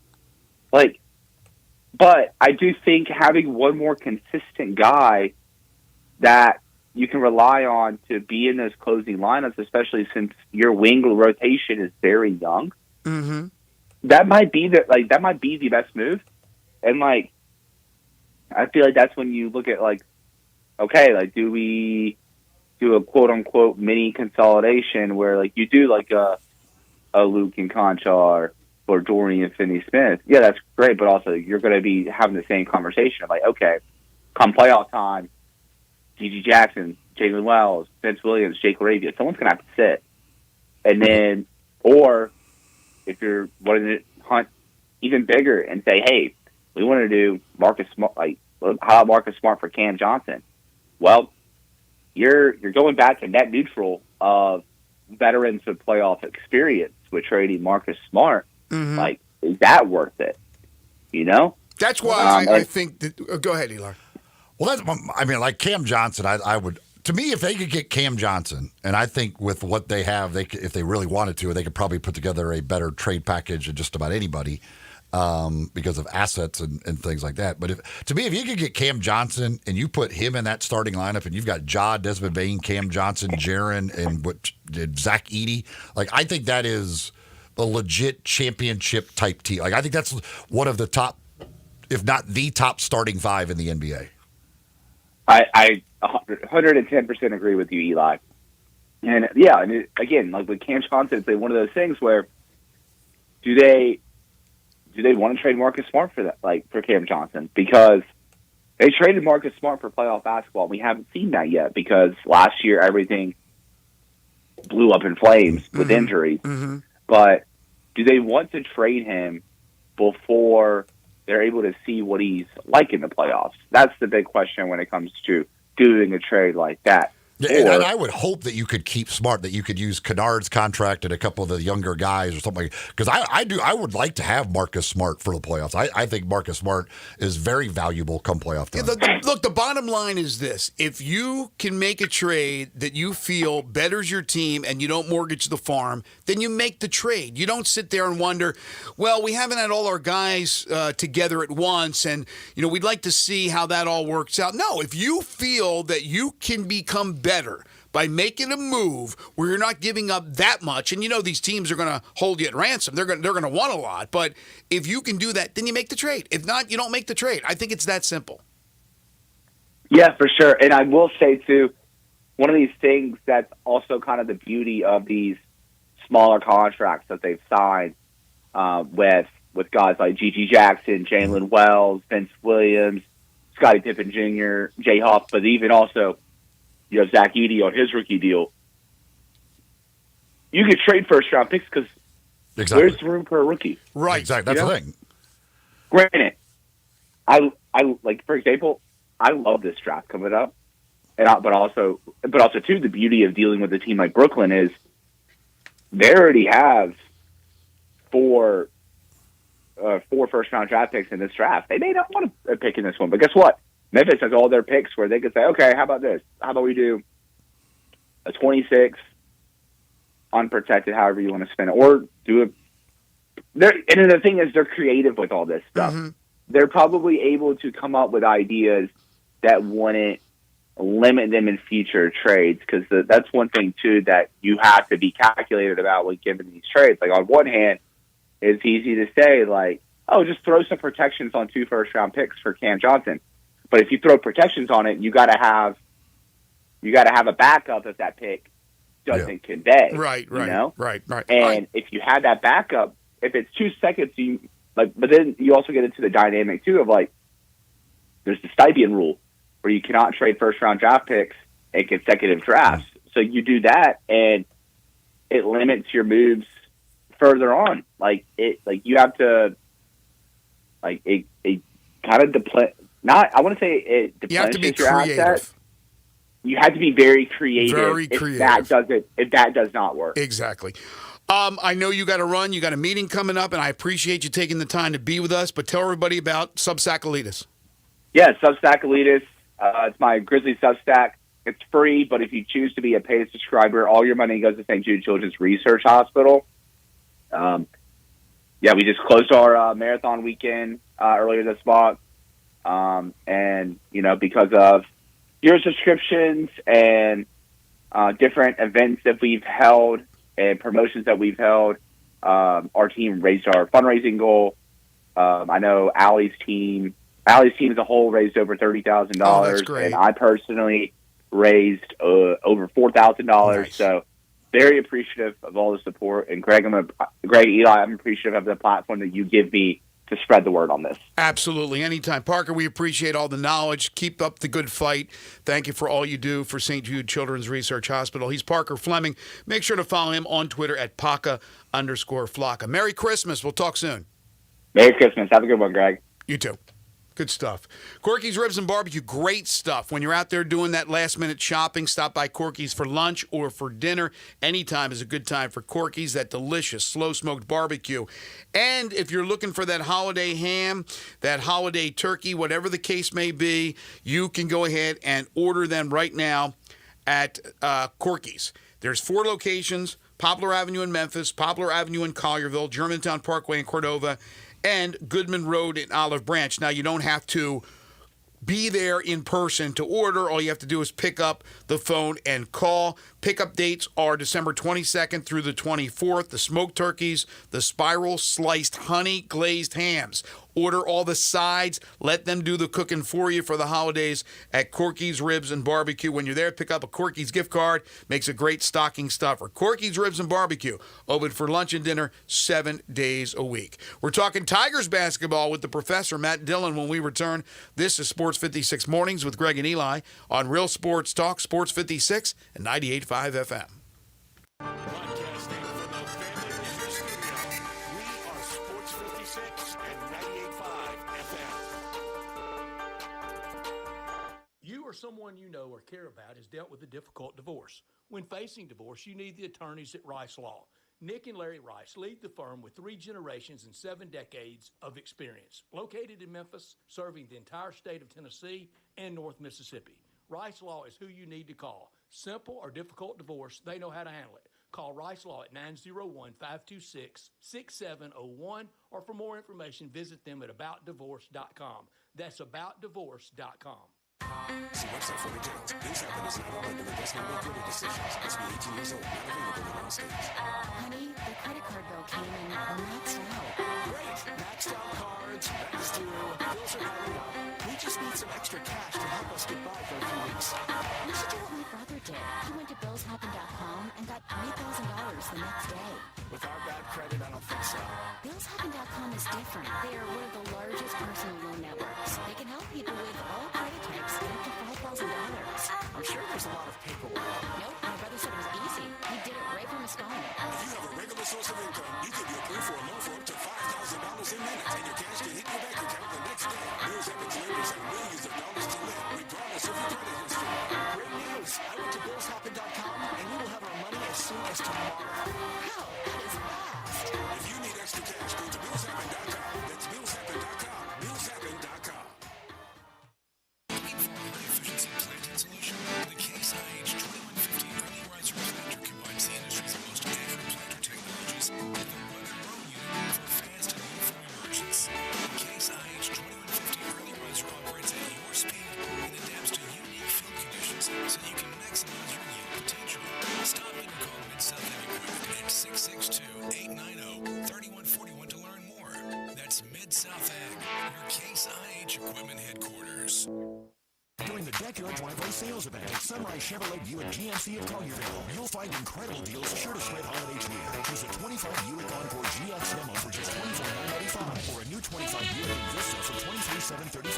Sunrise Chevrolet Buick GMC of Collierville. We make it fun to buy a car. Price does not include licensing costs, registration fees, taxes, and dealer doc fee at $899.50, which are to be paid by the consumer. Encore stock number SB 011435, MSRP $30,735, dealer discount $57.40, sale price $24,995, and Vista stock number SB 061099, MSRP $25,735, dealer discount $2,000, sale price $23,735, expires 1/2/25. Jenkins Floors and More invites you to their retail warehouse where they pass wholesale savings on to you. Jenkins Floors in Little Rock, Cleveland, Mississippi, and now open in Horn Lake at 2356 West Goodman Road. Specializing in flooring and carpeting, tile, plantation shutters, and blinds, Jenkins makes sure your life easy with a 2-week turnaround. Contractors, builders, or family projects, call 662-469-9350 for a free estimate. Owners Timmy and Rebecca Jenkins say hello to Sports 56 fans and look forward to your business. Sports 56 traffic. Good morning. MPD on the scene of a couple of accidents trying to build up through the Midtown area in the last few minutes on 240 North at Lamar. Still looks pretty good right now. 51 southbound out of Millington. Plenty of radar already out here, and guess what? You're going to see a lot of that over the next 48 hours. Shop now and save during the holiday season at Weimer's Jewelry, 7525 Highway 64. I'm Commander Chuck with your on-time traffic.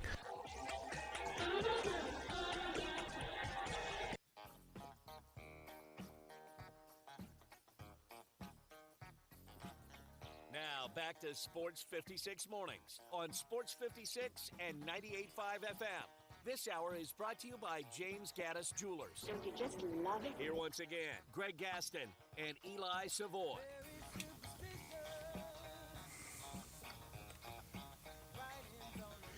It'll be a busy Saturday at the Tigers' crib with the Tigers taking on Mississippi State at FedEx Forum, 11:30, and then later in the afternoon, the Memphis women will tangle with Louisville. But we're talking Tigers men's basketball right now with the professor, Matt Dillon. We do it each and every week. The Tiger Basketball Report is brought to you by Central Barbecue, Binswanger Glass, Napa Cafe, and Colonial Hardware. Matt Dillon joins us now on the program. Matt, how are you? Oh, doing great. You guys talk about superstition, man. I may be the same socks and underwear or whatever the way things are going here. So I don't know. Maybe that's a good omen, I guess. I don't know if your wife wants that. So make sure you at least wash them before you put them back on. Matt, I think a sign of a really good basketball team is when you play far from your best and win, especially win on the road, which they did against a power conference opponent in Virginia. So, again, not even close to their best basketball, but they did what they needed to do in the second half, especially defensively, to get the win over the Cavaliers. You're exactly right. They dug down in two different styles when you look at that road trip. You're talking about Clemson at first. They got up and down a lot more and did a lot of things. They were a strong rebounding team. And in that game, you got a great game from Moose and a great game from Dane. So they helped with those guys, going to glass, fighting Clemson or whatever. Then you go to Virginia, completely different type of basketball game. And Virginia, to me, guys, I don't know what Bennett left, but the talent level there is absolutely kind of disappointing, I think, for a school like Virginia, to be honest. It's going to take him a while to get that going. And the Tigers had to kind of reverse their way they played, because here it is, 64-62 right game, and they trail for a big portion of that game. But I think one thing it really did solidify to me was the guard play of the Tigers. They've got three guards that absolutely are playing lights out right now. And as we both know, college basketball, you got to have good guards now to play. And the Tigers have three that are absolutely making clutch plays down the stretch. You look at the schedule, guys. I mean, they won a lot of close games when you think about it. You got 5 or 6 games in there, the 6 points or less. So they've been able to close games out. And I was waiting to see if they could do that in a couple of tough environments, and they were able to do it at Clemson and Virginia. And those are not easy places to play, but big wins are going there. A lot of people say, oh, man, you'll never win both games. But they went in there with a purpose. They get behind a little bit at times, and they come on in the second half. I don't know, maybe my heart will be able to handle this the whole year, but the guards are really playing great basketball right now, and it's just very hard to defend those three guys. Well, that's the thing is the Clemson game, Haggerty didn't have, it was one of his worst games, really shooting the ball all year. And absolutely, then you come back in the Virginia game, and Rodgers can't make a shot, but you're still able to figure out ways to win the games. Yeah, you're right, Eli. It's funny, one guy will step up and the next guy steps up. And again, you talk about Musa and Dane, they had 19 points in that game at Clemson. That was really a factor, I think, in the end of that game. That was a boost because Musa played probably his best game of the year. Yeah, he was good. Up there and converted. He went in the rim very strong, made some shots close to the basket. And Dane off the bench has been very, very consistent. You're talking about, a double-double the other night against Virginia, and you got a nice game, 11 points at Clemson against a team. It's a great rebounding team. So, yeah, that's been a boost. But those guards, Haggerty's off, here comes Tyrese. If Tyrese is off, boom, here's Rogers. That three ball this year is just amazing how they're shooting it. And if they keep on shooting the three the way they are right now, they're going to be very difficult to beat. It's just, you just can't guard them. And you cannot guard all three of those guys, it seems like. Matt Dillon joining us on the Sissy's Log Cabin guest line.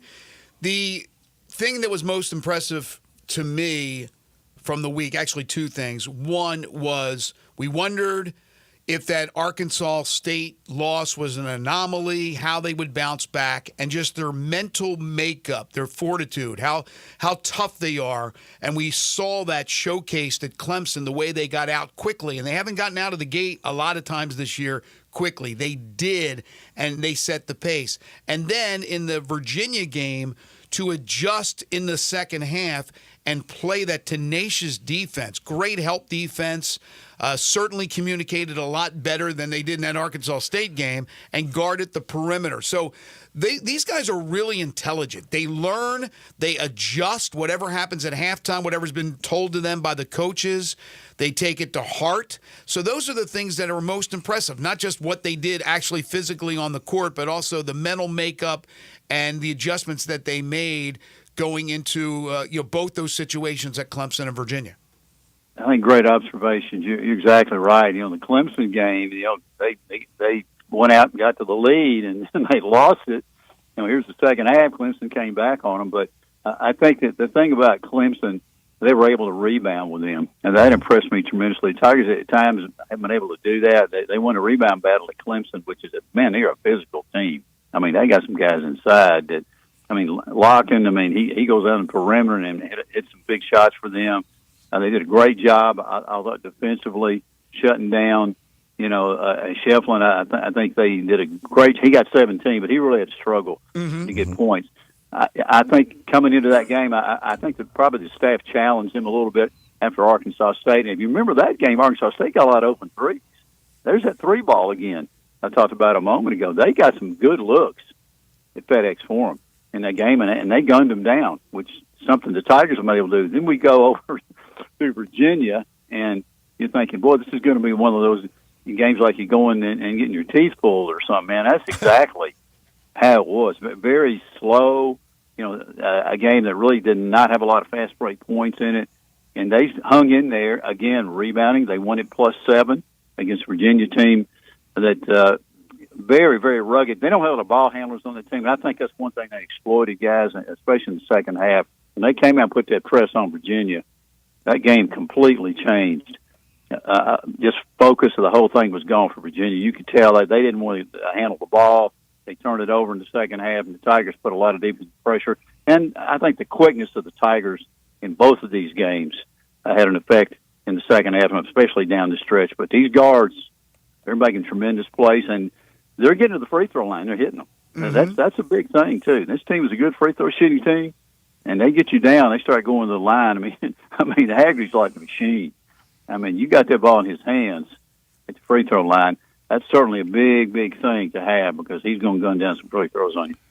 Matt, we had to bring this up. We talked about it yesterday. Do you expect that they will continue with Cisse in the starting lineup over Danger? And I don't know if you guys have talked to Penny of, is there a reason necessarily that he is the starter and Danger's coming off the bench?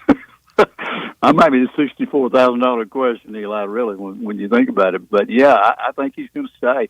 It's kind of habit. It seems like, coaches sometimes will do that just to keep things going. And they're superstitious. And they're superstitious. Better right. Coming off the bench. Mm-hmm.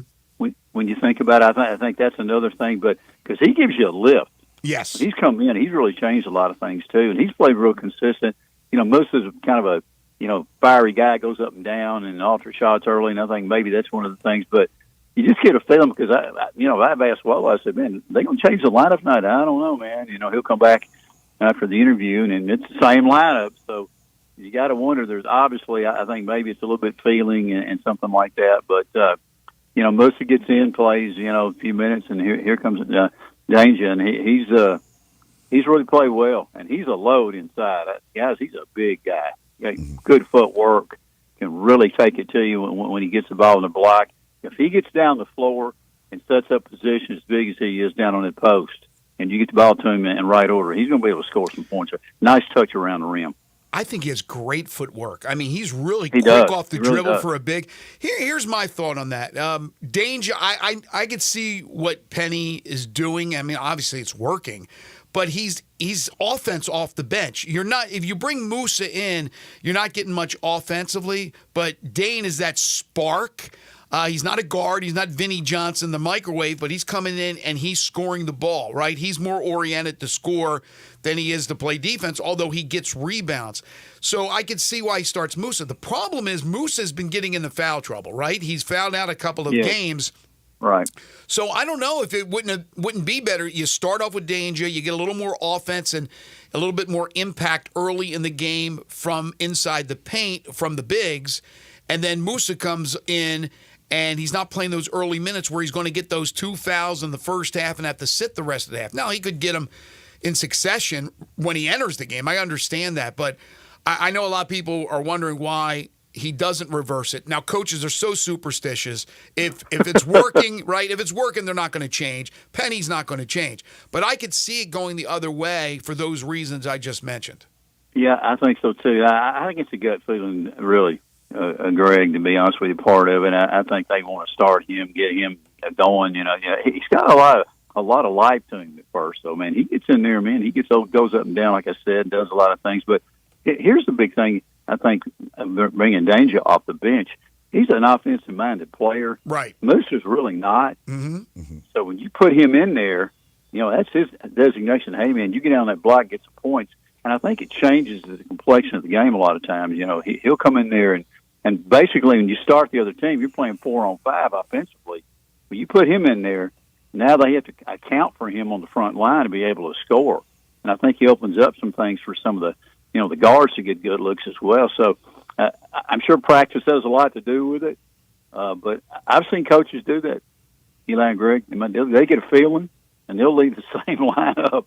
They start a guy. Yeah. I've seen people start and play 3 minutes, and then they take them out. Mm-hmm. So I think they get in a groove. Maybe they don't want to disrupt the flow of everything, I suppose. But, yeah, that's an interesting question. We've asked it a lot of times before the game. Well, will he switch tonight? We kind of take bets sometimes. And right now, man, if you took the change bet, you're not getting any points or anything else. But, yeah, I think it's just a feeling, I'll be honest with you. And Musa does some nice things. But again, if he can play like he did at Clemson, boy, that would certainly be a big bonus for this team because they're not playing with 7 or 8 guys. And that's the thing that worries me more than anything else right now, the number of minutes these guys are playing. I know they're young and they go out and play all the time, but, man, you're talking about some grinded-out minutes guys the other day. And, 40 minutes, 3 guys over that at Clemson. Of course, the game went to overtime, and then you can look over here again, and the minutes are just very, very, very strong. And can you do that consistently when you get into league play? I don't know, but they are really getting a lot of minutes, having to really, I guess you could say just probably gut it up and do the best you can. And I hope, you don't get some leg injuries or things like that in the second half of the year, but it's going to be tough. Yeah, knock on wood. A lot of minutes. Knock on wood for that last statement. By the way, with the Danger Musa Cisse thing, if they can find a mad scientist and put those 2 guys into a lab and combine them, that's a first-round NBA pick right there. I think you're right about that. That would be an absolutely complete guy to have for sure. But I think the big thing, guys, is the reserves. A coach is playing a little bit. P.J. Carter can come in and do some things, but right now, fellas, it's about eight deep. It's basically playing 6. the other minutes. It's basically playing 6 guys. Yeah, really. With Mississippi State, a team that certainly Josh Hubbard is fantastic offensive player, can score it. Then they got a bunch of guys who average basically between 7 and 10 points. They don't turn the ball over at all. Hubbard, by the way, 39 assists, 3 turnovers on the year, which is incredible. I've never seen anything like that. I mean, that is an amazing number. What do you see in this game, and what the challenges of Mississippi State? Well, for them, I think when you look at their club, they're a veteran team. You got 6 D1 transfers. They brought a bunch of guys in there to, kind of settle things down. It took him a while to get the lineup. I think solidified down there. I think he's got it now where they're in a groove. They got the same guys playing. But the big thing about them, they're a tremendous rebounding team. He's a dynamic player that does things in transition. I think that's one of the big things. You're going to have to account for him the entire game. He's one of those like water bugs that can go on. He can score, as you mentioned a moment ago, a great assist guy or whatever. But I think rebounding is going to be a big thing on this game on Saturday. I think guarding the three-point line certainly is going to be a thing that for either team, I think, in this game coming up. But I do like the fact that the Tigers have those 3 guards. And to me, again, guys, that's the equalizer to me on these teams. They've got 3 guards that can absolutely flat play out front. And it's very, very hard to contain 3 of them when they're on a roll, like the way they've been shooting that basketball. This is lights out, guys. You look at 3-point percentage. I hope they can keep it up all season long. You're talking almost 42% from 3. That's a tremendous, I guess, bonus to have when you have guys that can do that. And they've been able to hit them. Big shots for Hunter, a big leader as well. And I think one thing about him, possibly if they put him over on Hubbard, can he bother him defensively? I think that's one of the things that you have to ask yourself as well, because Hubbard's the kind of guy that can get you in foul trouble the way he plays. But Tyrese, very smart player, hits threes and does a lot of things, a clutch player, from outside. So, yeah, it's going to be a war. They haven't played here in Memphis in a long, long time. It's been 83-84 season since they played here. So it's going to be very, very interesting. Greg, you'll probably remember back in 83, 83-84 season, they played, a game. Well, first in December, they played a game. Mississippi State won that game up here in Memphis. Then 2 weeks later, basically at the Winston Tire Classic in California, they played again. Both were 1-point games. That's weird setup. I've never seen a tournament like it. Play the regular season, and you play like 2 weeks later, basically, out in California. That was a 1-point game. And those games back were very heated. I was going to say your memory is impeccable. I mean, no, I wasn't here. I wasn't here in Memphis at that time, so I don't remember that. But I know you do. That's why he's the historian. He's the professor. He's the best. He is Matt Dillon with the Tiger Basketball Report. You listen to him each and every week during the Tiger basketball season. Have a great call tomorrow. I'll see you down at FedEx Forum. Merry Christmas, and then next Friday we'll preview Ole Miss. Appreciate it, Matt. Yeah, should be great. When I tell you, these 2 games are very, very important, guys. I'm looking forward to them. Absolutely. Thank you, Matt. See you guys. Take care. He's talking about the 3-point shooting, but the 3-point shooting was horrible against Virginia, and yet they still won the game. If they shoot 24% from 3 tomorrow, I don't think they'll win. So hopefully they're more towards what they've been doing all year long, shooting in the 40s. Tiger Basketball Report brought to you by Colonial Hardware, Central Barbecue, Napa Cafe, and Binswanger Glass. By the way, Joe Lunardi in his latest bracketology, I'm looking at it right now. He has Memphis a number 4 seed and the 14th ranked team on his list of teams in his bracketology. We'll come back with our final segment in hour 2. This is Sports 56 Mornings with Greg and Eli on Real Sports Talk, Sports 56 and 98.5 FM. Broadcasting from the Family Leisure Studio, we are Sports 56 and 98.5 FM. When you're working outdoors, unpredictability is the norm.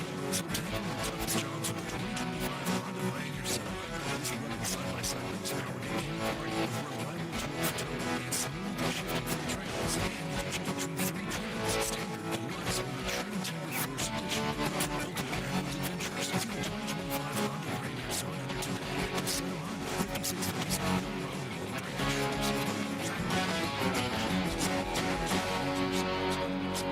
Old They're taking care of business in Memphis right on the river with Grind City Brewing and all of their great products. Look, this was a dream come true for a father and son duo, and if you have not been to that brewery right on the river, just to the north of downtown, you're really missing something special. And now you can't miss their product. Wherever you go, you see a brand new label. It's clean, it's beautiful, it's distinctive. You'll know Grind City Brewing, and of course you know their products like Poppy's Pills, that great Pilsner, or Tiger Tail, that very creative craft malt liquor. There's the new Thaddeus Amber Lager. That is absolutely a great light beer. There's the India Pale called Godhopper. It's outstanding. And then there's the Belga, the Belgian-style wheat ale. They keep bringing hits at Grind City Brewing.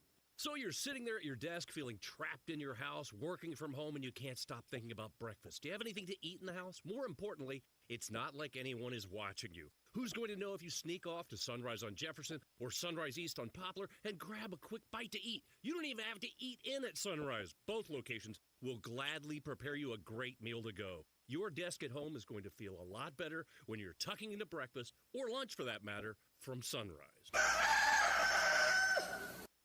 Get ready for the wrap-up the year sales event at Gossett Chrysler Dodge Jeep Ram Fiat on the Pike and save huge 2024 Jeep Grand Wagoneer L Series 3, $23,156 off MSRP. 2024 Jeep Grand Cherokee 4XE 4-wheel drive, $12,319 off MSRP. And 2024 Dodge Hornet RT all-wheel drive, $11,637 off MSRP, or buy it for $32,983 plus 0% for 72 months is available. It's the season to drive past the rest and come to the best at Gossett Chrysler Jeep Dodge Ram Fiat on the Pike, or shop online anytime at GossettMotorCars.net. If you want it, we got it at Gossett Motorcars. 145, 331, MSRP 123, 155, Cherokee RC 106, 867, MSRP 65, 210, Hornet R3 808, 452, MSRP 44, 620, includes all rebates and incentives and excludes PF 695, excludes tax title and license with approved credit. See dealer for complete details, dealer stock only. Want to make this the most unforgettable Christmas at Genesis Diamonds?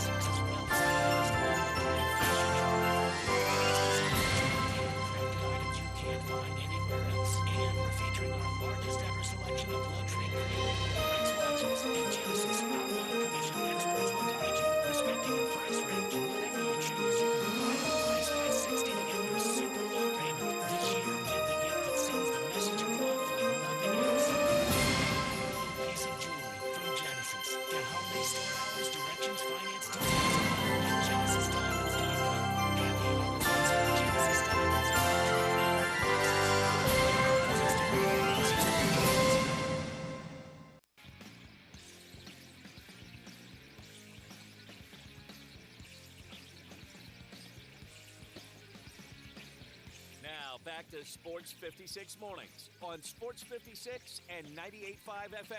This hour is brought to you by James Gaddis Jewelers. To reveal the full spectrum of dazzling color. Here once again, Greg Gaston and Eli Savoy. I wonder how Varlas looks at this. This title of the story from Bleacher Report is Brock Purdy gifts 10 Toyota trucks to the 49ers offensive line. But if he really didn't pay for them, is he gifting? Is he giving? I don't know. There's a little debate right now online on whether or not those were given to him by Toyota with his sponsorship, because his base salary for this year is $985,000. Those trucks would be pretty much it when you think about 10 trucks, Tundras, as expensive as they are. So maybe indeed it was some freebies. Last night, Thursday Night Football, to open up Week 16 of the NFL season. This was a very important game in the AFC. The Broncos and the Chargers. The Broncos led 24-13 in the third quarter in L.A., in control, and then the Chargers rallied behind Justin Herbert. They win it 34-27. So both teams are 9-6, but right now the Chargers would be ahead of the Broncos. Both right now are in the playoffs if the playoffs were to start today. Problem is that the Broncos still have to go to Cincinnati, and the Bengals are a dangerous team despite a 6-8 record, and then they end the regular season with the Chiefs. Yeah, I mean, the AFC is, I mean, they're probably both in. Like, the AFC field is pretty much set. Right. I mean, it would take the Dolphins or the Colts or I guess the Bengals to win all three, and then, I don't know how the tiebreak would work. But, yeah, it's pretty much set. Tell you what, Jim Harbaugh can coach. He can coach. I mean, they came in there, other than Justin Herbert, kind of completely remade that offense. Mm-hmm. And he's going to take him to the playoffs in all likelihood. So, dude, he could win. He wins pretty much wherever he goes. He's a little bit weird, but the dude wins. Last night in bowl action, it was Sam Houston beating Georgia Southern 31-26. As Sam Houston finishes up at 10-3. Georgia Southern, coached by a friend of the show, Clay Helton, they ended up at 8-5. When we come back for hour 3, we'll have 10 in a row, the game show that has swept the nation. Then we'll talk about the playoff matchups, and we'll talk more about those in the NFL weekend with our handicapper, Brandon Lang. That'll be coming up at about 9:25. But I wanted to wrap up the second hour with news of your Chicago Cubs, and we're not talking about the trade that sent Cody Bellinger to the Yankees or the acquisition of Kyle Tucker.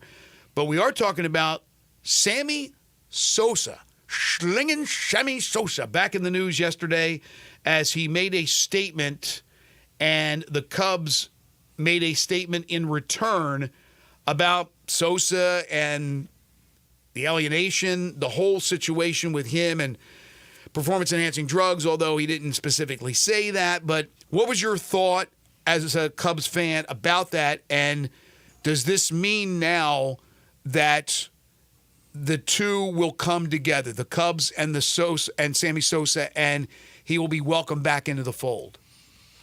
Well, yeah, they made that quite clear because he's invited to Cubs convention for the first time since he retired, and it's great. I mean, Sammy Sosa had an unbelievable career with the Cubs, put up historic numbers. One of the most popular Cubs there was, and it's been unfortunate that they have kind of that he has never been kind of a part of anything since he retired. So good to see that, and it's great that they're kind of welcoming him back, and they can start to repair that relationship and have him around again. Does an invite to the convention mean it's a precursor to him actually being invited back during a game or games during the season?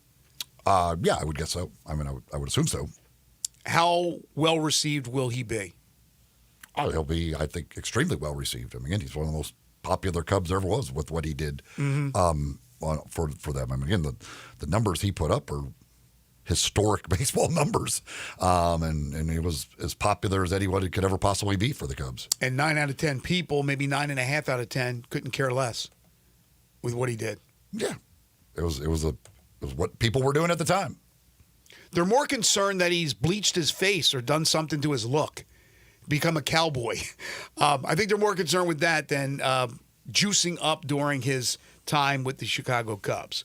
Folks, nothing says holiday fun like driving home in a new All-Star Chevrolet. It's the Red Tag event. It's in Olive Branch at All-Star Chevrolet.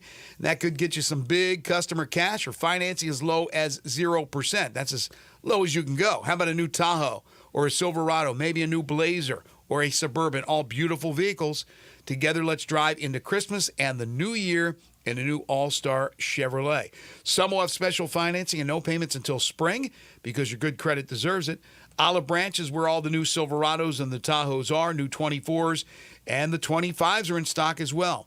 If you work in law enforcement, first responder, you're a healthcare worker, you're in the military, a teacher, a recent graduate, you get a $500 bonus. And every late model pre-owned you're looking for is all in one place at All-Star Chevrolet in Olive Branch. All the Silverados, the pre-owned Jeeps, Toyotas, Lexus, Ram trucks, Ford trucks, SUVs, and they got a beautiful Camaro ZL1 and many, many other vehicles. If you've got any vehicle you want to sell, bring it to All-Star Chevrolet in Olive Branch today and get the most money back for it. So don't miss the final holiday red tag sale.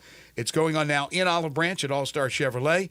Drew and everyone at All-Star Chevrolet in Olive Branch wish you and your family a very Merry Christmas and a Happy New Year. And you can check out these great vehicles online at allstarautogroup.com. Hour 3 on the way. We open up with 10 in a row. If you'd like to participate, jump on the Sissy's Log Cabin listener lines right now at 901-360-8255. This is Sports 56 Mornings with Greg and Eli on Real Sports Talk, Sports 56 and 98.5 FM.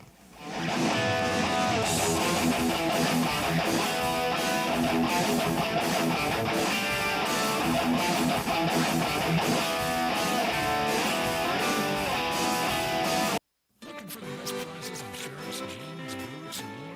Frontier Western Store's got you covered. Frontier will always find amazing deals on everything in the store. Unlike online and chain stores who run occasional sales, Frontier keeps prices low every single day. So you get the best deal whenever you shop. Be ready for wear with a full line of outerwear by Ariat, Carhartt, Vans, and Coats galore. And there's Frontier's world famous boot showroom.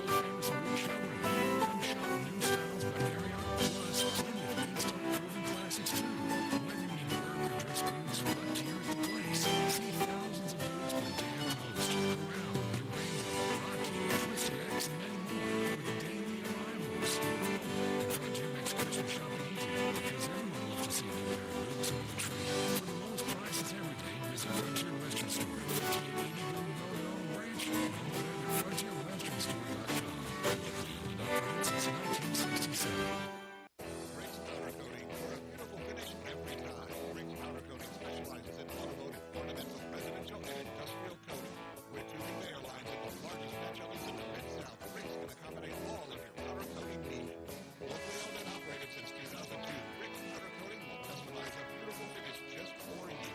Drop by or call to see how Rick's Powder Coating can bring color to your life. 901-367-2771 or rickspowdercoating.com. If you love sports and Mexican food, you can get the best of both at Los Cabos Mexican Bar and Grill on Summer near Graham. Watch all the big games on all the TVs on all the walls at Los Cabos. And enjoy premium tequila shots anytime for just $5.50. Celebrate every day with reservations from 10 to 3 and happy hour from 3 to 8. Lunch is just $6.75 to $10.99 and margaritas start at $4.99. Experience real Mexican cuisine along with great sports at Los Cabos on Summer near Graham. Simple, smooth, and every sip is easy as the last. Tito's handmade vodka tastes just as good with tap water as it does your favorite mixer. Back in the day, Tito distilled, hand bottled, taste tested, sent out to a few friends, and taste tested again to give you the finest juice around. No frills, no flavors, no fancy labels, just the good stuff, just Tito's. For recipes, videos, and more, visit Tito'sVodka.com. Distilled and bottled in Austin, Texas, 40% alcohol by volume, 80 proof, crafted and savored responsibly. Traffic brought to you by 901 Eats to Go, 3135 Kearney Witten Road in Martin. Pick up, DoorDash, Uber Eats online at 901eats.go. Eats with a Z, good food fast. Sports 56 traffic. Good morning. A little bit of volume at times on 40 West over here at Sycamore View Road. Normally, it would be pretty heavy down through here for this time of the morning between Germantown Parkway and Witten Road, but actually it's moving. There's just lots of radar out here. It is crowded over around the airport. Get used to seeing that over the next 24, 48 hours as traffic continues to build up from South Haven on 55 northbound coming up from the south. Hey, shop now and save during this holiday season at Weimer's Jewelry, conveniently located 7525 Highway 64. Shop local this holiday season. Save a ton of money. I'm Commander Chuck with your on-time traffic.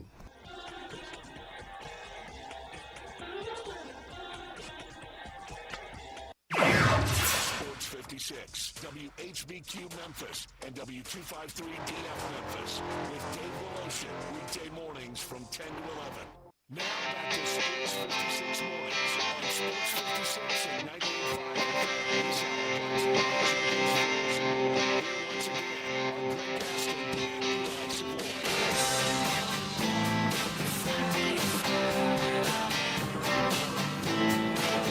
Final hour for us today. Final hour for us this week here on Sports 56 Mornings, the Friday, December 20th, 2024 edition of Sports 56 Mornings. Greg Gaston, Eli Savoy, Elijah Seegers. We are broadcasting from the Family Leisure Studios. Family Leisure, their Christmas sale going on And we'll continue for you procrastinators. 2120 Witten Road, just north of I-40. Head on over there today or sometime this weekend and see what they have to offer. Currently 40 degrees. We'll get up to 43 today. That's it. Sunshine, though. And then tonight, 27 with a low temperature with clear skies. Then the overnight lows, maybe 26, 25, very chilly into your Saturday, sunny and 43. So it'll be very cool, maybe downright cold tomorrow morning when you head on over to FedEx Forum early for that 11:30 tip for Memphis and Mississippi State. We got 10 in a row. The game show that has swept the nation. It's coming up in just a moment. Don't get shut out. So jump on the Sissy's Log Cabin listener lines right now at 901-360-8255. Again, if you've won in the last month, you're ineligible. Jenkins Floors and More is the third-hour sponsor of Sports 56 Mornings. They are located at 2356 Goodman Road in Horn Lake. They also have stores in Cleveland, Mississippi, and in Little Rock, Arkansas. Family-owned and operated local business that specializes in flooring and carpeting. And if it's variety you're looking for, boy, do they have it. SPC and WPC vinyls. They are the scratch-resistant, waterproof vinyls, top of the line. Ceramic, porcelain tiles of all different styles and types. Hardwoods by Portercraft. Carpeting from Southern Luxury Carpet. Backsplashes for your kitchens and bathrooms. Plantation shutters and blinds. And so much more. They sell it wholesale. Skip the middleman and save you lots of money in the process. Look, if you're going to do it yourself, if you are a do-it-yourself homeowner, if you're a contractor, builders of houses, whatever the case may be, you're going to want to buy your material from Jenkins Floors and More. Top of the line, save lots of money in the process. But Jenkins can also do the job for you. If you are not handy, like myself, you would call Jenkins, and they promise a 2-week turnaround. They'll get the job done in 2 weeks, flooring, carpeting, whatever the case may be. They'll come to you and give you a free estimate. You can't ask for more than that. Don't even have to leave your home. Just call them up, set up a time and a day, and they will be there. 662-469-9350. Let them come out and give you a free estimate. Military and first responders, you get 10% off. Sports 56 listeners, ask about your family discount. Great family, great service at Jenkins Floors and More. 2356 Goodman Road in Horn Lake, or call them at 662-469-9350. Time now for 10 in a row. Not 5, not 6, not 7, not 8, not 9, but 10 in a row. It's the game show that has swept the nation. It's 10 in a row. It's brought to you by Napa Cafe. That's right, Napa Cafe. Of course, you might have family coming into town for the holidays. You want to take them out for a nice meal. Take them over to Napa Cafe at 5101 Sanderlin. They're open for dinner Wednesday through Saturday, starting at 5 o'clock. If you go to napacafe.com, you can make reservations right there on the website. You can also check out their wonderful menu. Just looking at the menu here in front of me on the website, including some of those great seafood dishes like the halibut or the sea bass or the salmon or the shrimp and grits. So you could look at, if not in the mood for seafood, they got their short ribs, which are absolutely amazing, the filet, their pepper-crusted pork tenderloin or the delicious pork chop, all kinds of great appetizers and desserts. They got their signature dessert cocktails as well, like their lemon cheesecake martini. You'll find it all at Napa Cafe. And they've got 5 different dining rooms, including that private wine cellar for a great, intimate, nice night out. Celebrating a special occasion, that wine cellar is a great way to go. 5101 Sanderlin is where they're located at in East Memphis. Online, again, napacafe.com, where you can check out the menu and make your reservations to go enjoy a great night out at Napa Cafe. I understand we have listeners from everywhere with the World Wide Web. Of course, we got many listeners from Mississippi and from Arkansas, but the bulk of them are from here in the Memphis area and in the state of Tennessee. So my question is a pretty simple one. Famous sports figures born in Tennessee. Born in Tennessee. I put the emphasis on born in Tennessee. I'll give you the name of a sports figure. If they were born in Tennessee, it's a yes. If not, it's a no. 360-8255, 901-360-8255. The Sissy's Log Cabin listener lines are open to you. The prize package is We've got a $25 gift certificate to Elwood's Shack. Ooh, nice. Also, $25 gift certificate to the Owner's Box out in Lakeland. And a couple of Malco movie passes going to the winner of 10 in a row today. Fantastic gift package. A lot of folks want to see movies during the holidays. You can do so on our dime, and great places to go eat with Elwood Shack and with the Owner's Box out there in Lakeland. All right, so we need participants. 360-8255 as you scurry the internet to try to figure this out for yourself. Give it a shot. Don't be afraid. We need the guinea pigs. 360-8255. I think last week we had a winner right off the bat. It is not a real tough question, to be honest with you, if you know your Tennessee sports figures. Again, famous sports figures born in the state of Tennessee. 360-8255. That's 901-360-8255.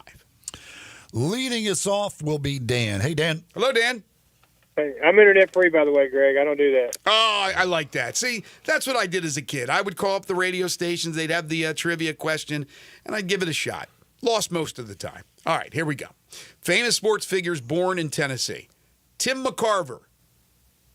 Yes. Anthony Edwards. No. Chris Douglas Roberts. No. Ed Too Tall Jones. Yes. John Starks. No. Steve Spurrier. Yes. Reggie White. Yes. Tracy Calkins. I don't know who that is. No. 360-8255.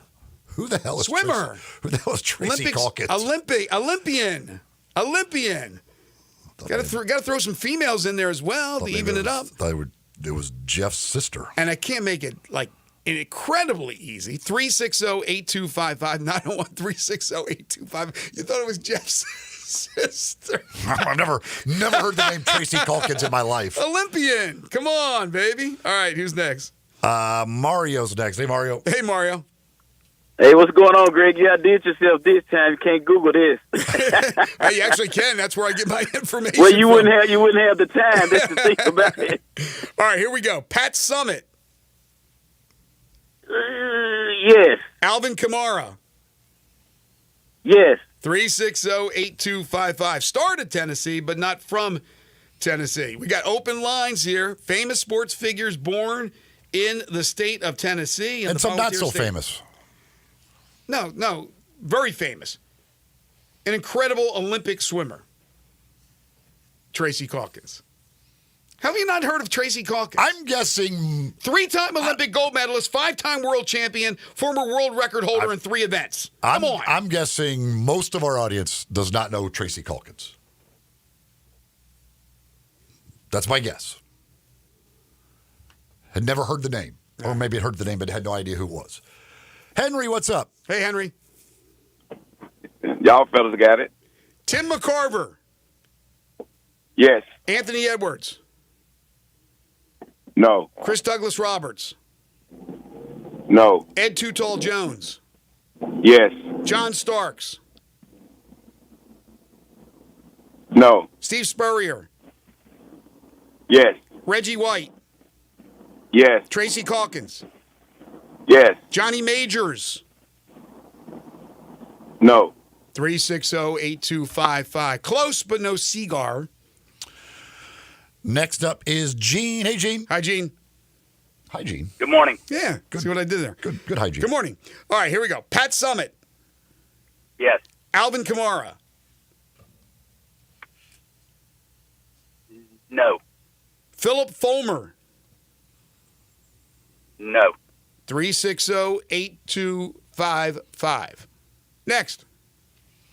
Next up, we do have some open lines right now if you want to get in line here. And next up is Matt. Hey, Matt. Hey, Matt. Hey, good morning. Good morning. Tim McCarver. Yes. Anthony Edwards. No. Chris Douglas Roberts. No. Ed Too Tall Jones. Yes. John Starks. No. Steve Spurrier. Yes. Reggie White. Yes. Tracy Calkins. Yes. Johnny Majors. No. 360-8255.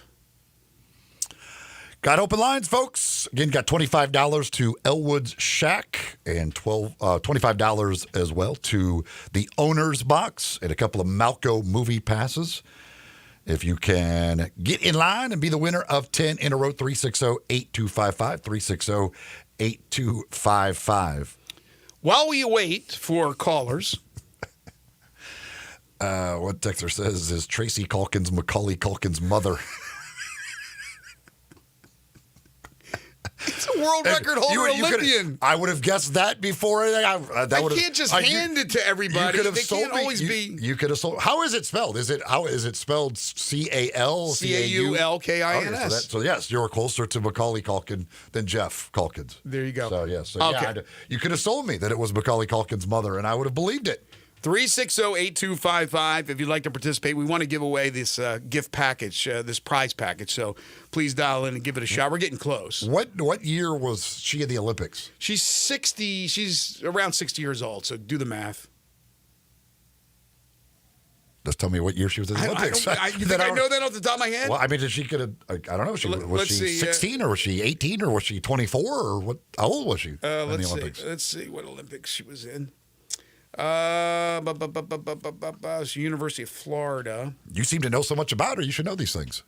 No. She's so famous. I just looked it up, man. Again, I can't gift everyone. Should I have done, well, I don't want to say it because he's on the second list, but I can't make them all easy. All right, I know the lines are packed right now. I'm trying to look up 78 Olympics. No, that wasn't the Olympics in 78. Hang on. Where is it? I don't know. Can't find it. Who's next? My point exactly. Jason, what's up? Hey, Jason. Hey, how you doing? Good. Famous sports figures born in Tennessee. Pat Summitt. Yes. Alvin Kamara.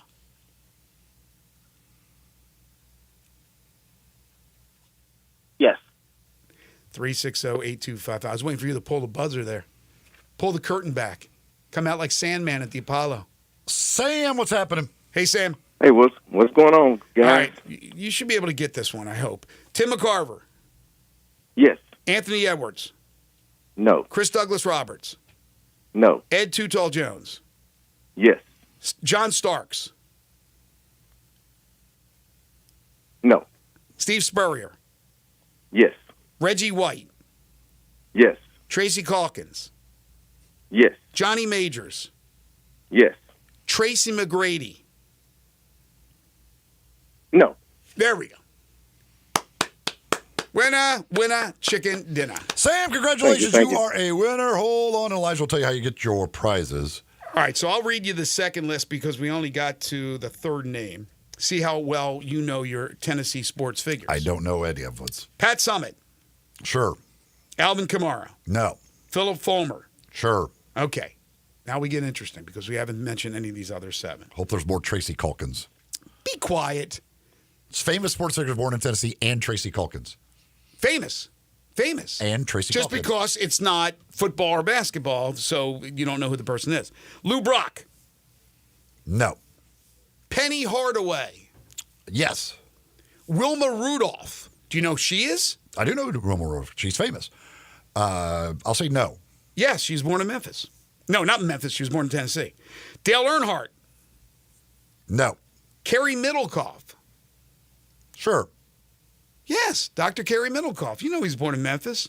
Claude Osteen. I don't know where all these people are born. They could be born. Just because you lived in Memphis, I mean, you had to be born here. You didn't know Middlecoff was born here? I mean, I've not checked Carrie Middlecoff's where he was born. Never had a reason to check where Carrie Middlecoff was born.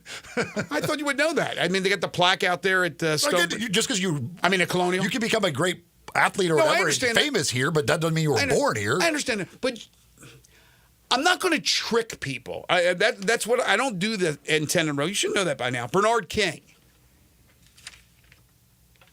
No, he's from New York. Part of the Bernie and Ernie show, but he came from New York, and I think Grunfeld may have come from that area as well. That's 10 in a row. It's brought to you each and every week by Napa Cafe. Okay, Indiana, Notre Dame tonight. 2 11-1 teams. Indiana's been a Cinderella story.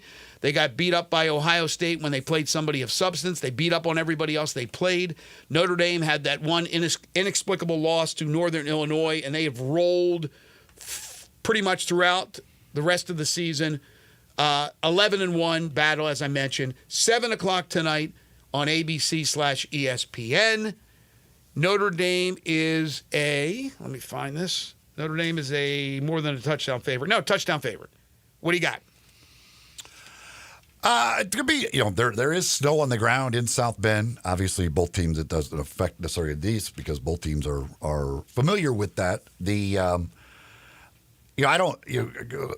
Indiana game against Ohio State, the score is a little deceiving. Again, they gave Ohio State 2 touchdowns in that game, but I don't know offensively how much Indiana is going to be able to do against that Notre Dame defense. So I think Notre Dame wins it I think fairly comfortably. Curtis Rourke was in the top 10 in the Heisman voting. Really good quarterback for Indiana. Notre Dame's given up points this year, but man, they could score points. I like Indiana to play them tough, but I think Notre Dame wins. It's a 7-point cover. I think they certainly can do that. I'm going to take Indiana to hang in there, lose but cover. More like a 6-point game. I think it'll be really, really close. Saturday, SMU Penn State to start things off, both 11-2. That's an 11 a.m. kickoff, so an early kickoff. It'll be 12 o'clock Eastern time from Happy Valley, and Penn State in this game is an 8.5-point favorite. Thoughts? I think Penn State is going to win very easily. Are you worried about the whole Dallas is not that cold, they're going to a cold area type situation? I think the weather plays a part in it, and I just think Penn State's a lot better than them. They're more physical, they're bigger. SMU may have some of that speed, though, that they can take advantage of. I think Penn State wins. I'm not enamored with Penn State, but they keep winning football games. Penn State is, like I said, an 8.5-point favorite. I'm going to take the points again with SMU. Clemson, they get a dozen at Texas. That's a 3 o'clock game. That's a TNT game. And like I said, Texas is a heavy favorite. What do you think? I think Clemson might be able to keep that one close. I think 12 might be too many in that. I think Texas wins the game, but I think I wouldn't be surprised if Clemson keeps that one close. And that's when I differ from you again. I think Texas rolls in this one and covers. And then Tennessee and Ohio State, I think that's the one that, and I can't speak for anybody but myself, but I think it seems like it's one that's gaining more attention than the other ones. Tennessee, 9, Ohio State, an 8 seed, both teams 10-2. You got question marks on both sides. That's a 7 o'clock one on ABC/ESPN, and Ohio State is a 7.5-point favorite. Yeah, it seems like too many points when what I think is going to be a low-scoring defensive battle. I like Tennessee the points. I do worry about Nico, especially if they can't run the ball, which is not easy to run against Ohio State. I think in the end, Ohio State probably wins a close game, but I'm not going to be surprised at all if Tennessee does win that game. Yeah, that one I agree with you. I think Ohio State wins. I think it's really close. I would not be shocked if Tennessee could pull the upset. But again, Nico can't afford, that ill-advised bad pass that ends up being a pick. It's going to be interesting, the whole Ryan Day thing. If Ohio State falls behind, do the fans there turn on him? There's going to be a lot of Orange fans, though. There's going to be a lot of big Orange fans at that game at the Horseshoe. We'll talk more about these games and get the thoughts of Brandon Lang when we return, as he'll handicap that in the NFL weekend. Folks, when it comes to firearms, the place to go here in town, Classic Arms. You can find them online at classicarmsofmemphis.com and shop online 24/7. But you can also go see them in person. 1740 Germantown Parkway, right behind Corky's Barbecue in Cordova. Whether you'd be thinking about a home defense, whether you're thinking about hunting, rifles, shotguns, handguns, whatever, folks at Classic Arms have over 700 firearms in stock. all the top brand names. They've, of course, got new guns, but they also have used guns because they not only will sell, but they also buy and they trade as well over at Classic Arms. They do free gun inspections and free gun appraisals as well, all at Classic Arms. Go by, check them out, 1740 Germantown Parkway or online at classicarmsofmemphis.com. Brandon Lang is next. This is Sports 56 Mornings with Greg and Eli on Real Sports Talk, Sports 56 and 98.5 FM. Be sure to follow us at Sports 56 WHBQ on Twitter, Facebook, Instagram, and YouTube to watch live video of our shows. Stay up to date with station events and have chances to win prizes. Don't miss out on anything that's going on. Follow us at Sports 56 WHBQ. Are you getting the lowest possible rate on your mortgage? At Southern Security, we offer low rates, flexible terms, no PMI, and unbeatable service. Refinance your current mortgage with the Mid-South's best mortgage lender. For more information, visit us online at southernsecurity.org or call our office at 901-452-7900. Southern Security is an equal housing lender. Southern Security is a proud supporter of the University of Memphis Athletics, federally insured by the NCUA. Is reviewing life insurance on your to-do list? Now's the perfect time to add it. A friend recently told me that securing life insurance sooner rather than later can help you lock in lower rates for years to come.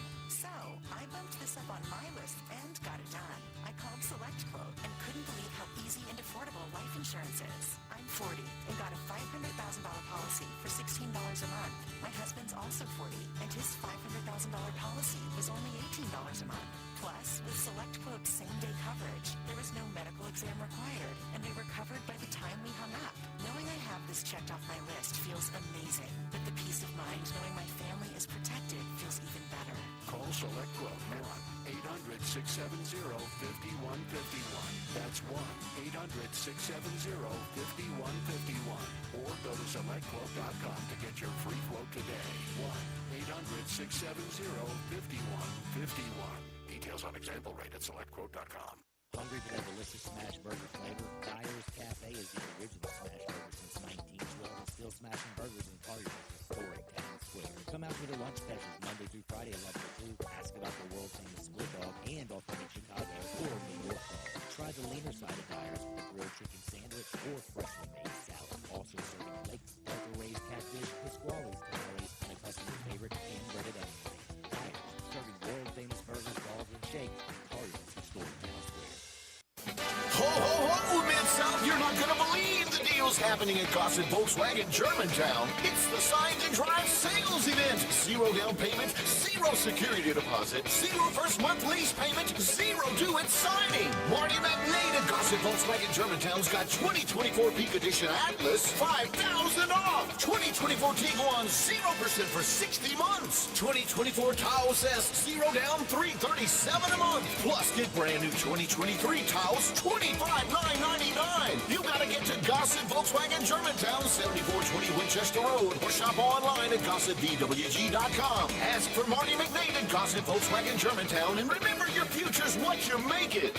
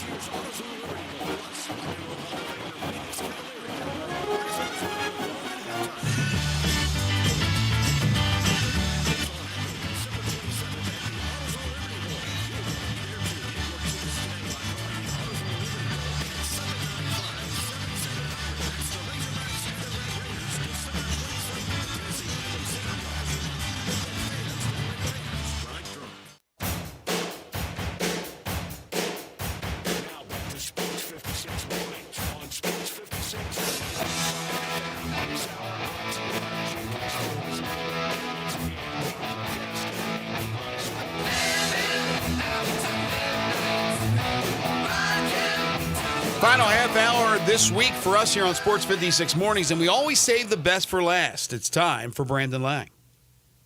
It's time to handicap this week's action. Joining Greg and Eli, a sports handicapper, Brandon Lang. Subject of the movie, 2 for the Money. I mean, I was absolutely nauseous and ready to get really close to the TV, tracking down with that yellow whistle ball bat, just couldn't beat him. Get Brandon's plays at BrandonLang.com. Yeah, frequency of super big. You walking on that wall. You're really on that wall.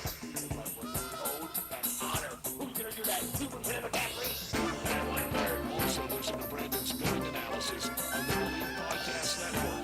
Not going to last very long in the NFL. I don't care what people say. He will be out of the league in 3 years. I guarantee it. You heard it here first. He will be gone. I don't know what his dad does for a living, but whatever his dad does, we'll go in the family. But now, here's Brandon with Greg and Eli. The new podcast is called 2 for Your Money. It's on the Believe Podcast Network. The TV show is called Cappers. It's on the Pluto Network. He is the one and only Brandon Lang. How are you? This is meant to be right here. Are you ready? Mm-hmm. So I was sitting here looking at the Memphis Grizzlies basketball schedule, thinking about when are Ellen and I going to come down there and do the hang with Lang. I'm like, well, wait a minute, my birthday's February 28th. Let's just go look at their schedule. And Friday night, February 28th, on my 62nd birthday, the Memphis Grizzlies are at home against the New York Knicks. Now, come on, man. If that isn't meant to be, I don't know what is. Oh, I don't know what is. Let's do it. All right? Are you sore? Oh, she gave me a beating. She gave me a beating. Oh my God, there's 3 weeks of beating. So I haven't been able to go to the gym. I haven't been able to go to the gym. I just couldn't sit down to do the back machines or any of the machines. I had to sit down, bench or whatever. I had to just stand up and do the elliptical BS. But yeah, I need to hit this game this week, boy. She was Babe Ruth, Jose Canseco, and Mark McGuire on steroids. She just went to town. She must have, I think, 59 home runs, 129 RBIs, batting about 380. Anyway, and what's frustrating?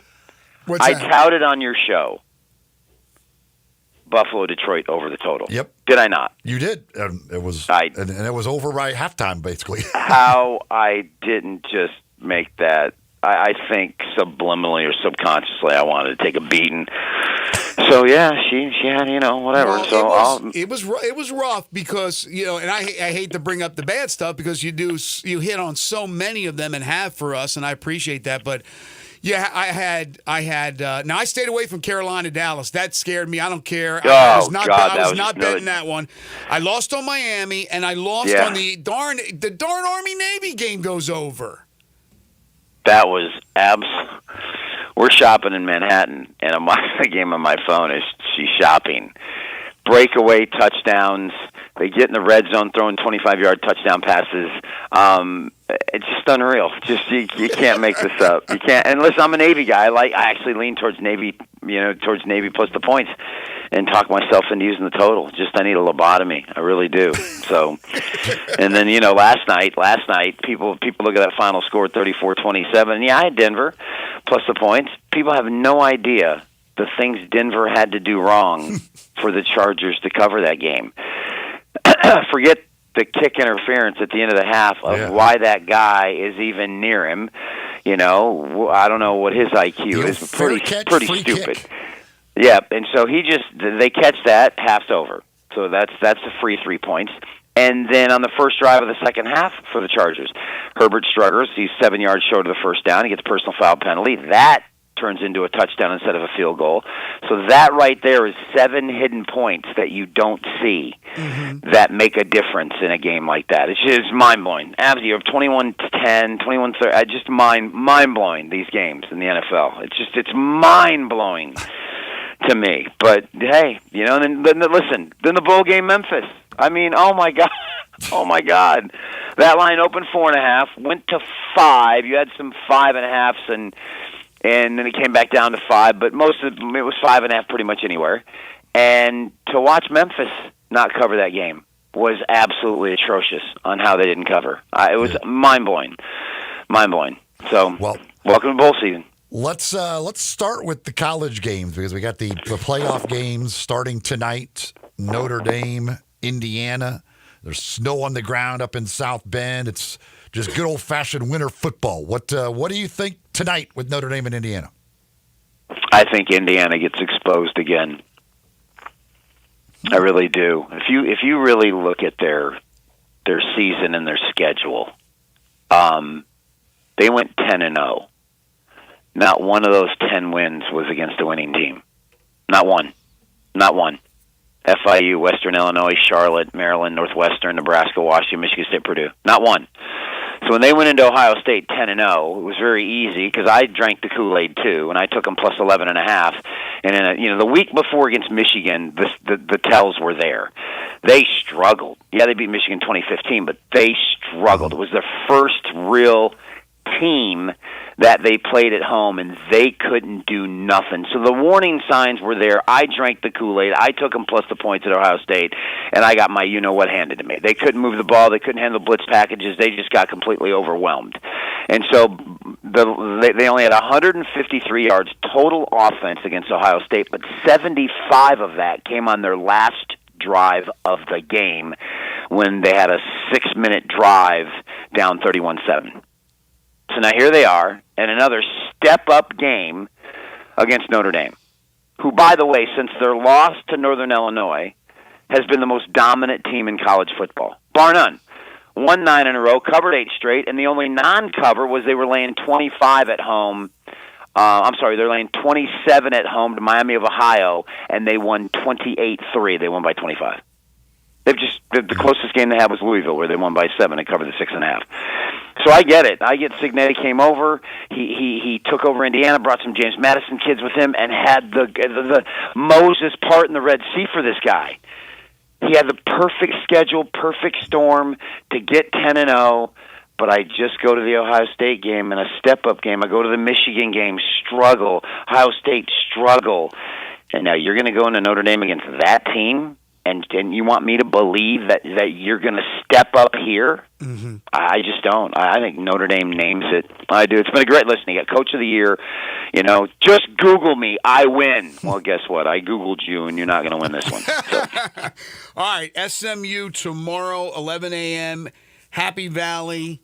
I'm sure a whiteout, probably white snow there on the grounds as well. Who knows what the temperature will be for kickoff. SMU from the Dallas area, where once in a while it gets a little nippy, but they're playing Penn State. They're an 8.5-point dog to Penn State.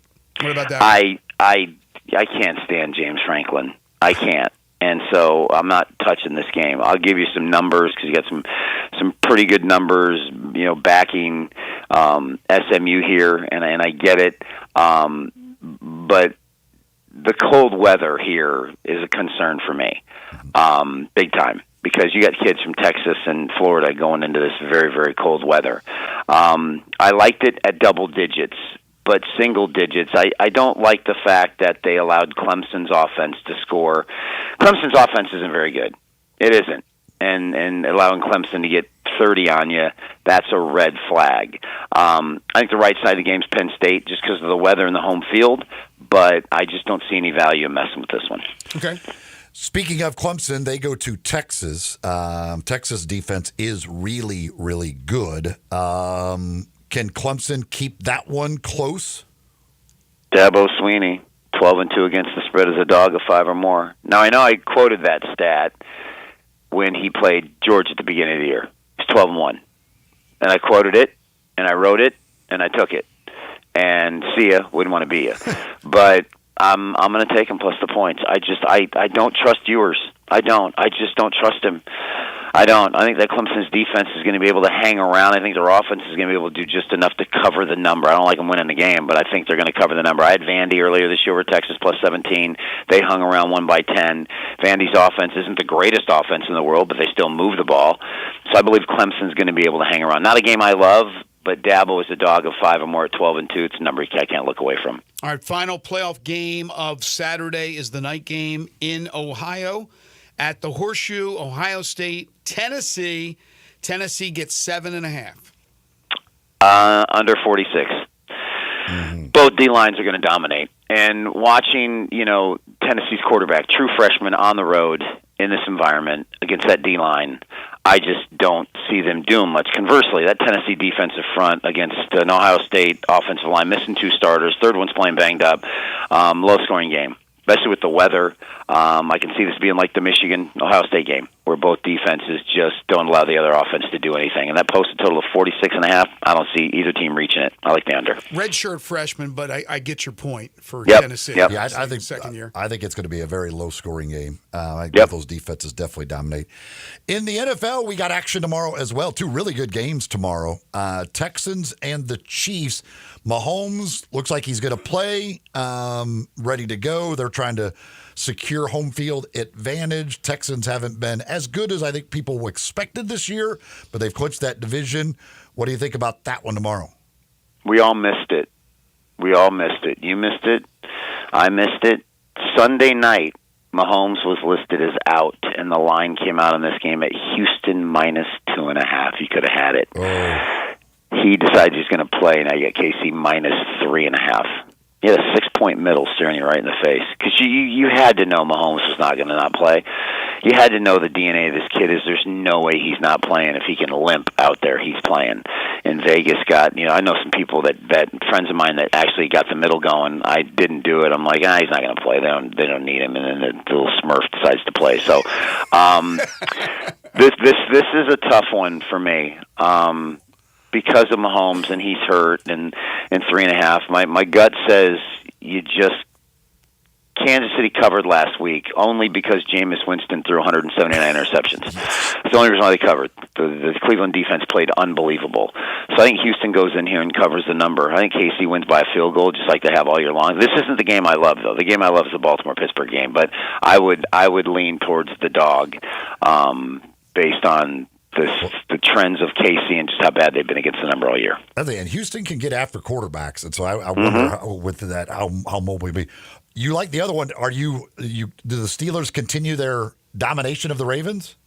No, I think this is a blowout. Wow. I think this is. I think sometimes when you get the monkey off your back, you get him off your back. First of all, on paper, let's man to man here. Throw out the series history. Throw out everything between these two. Just the eye test.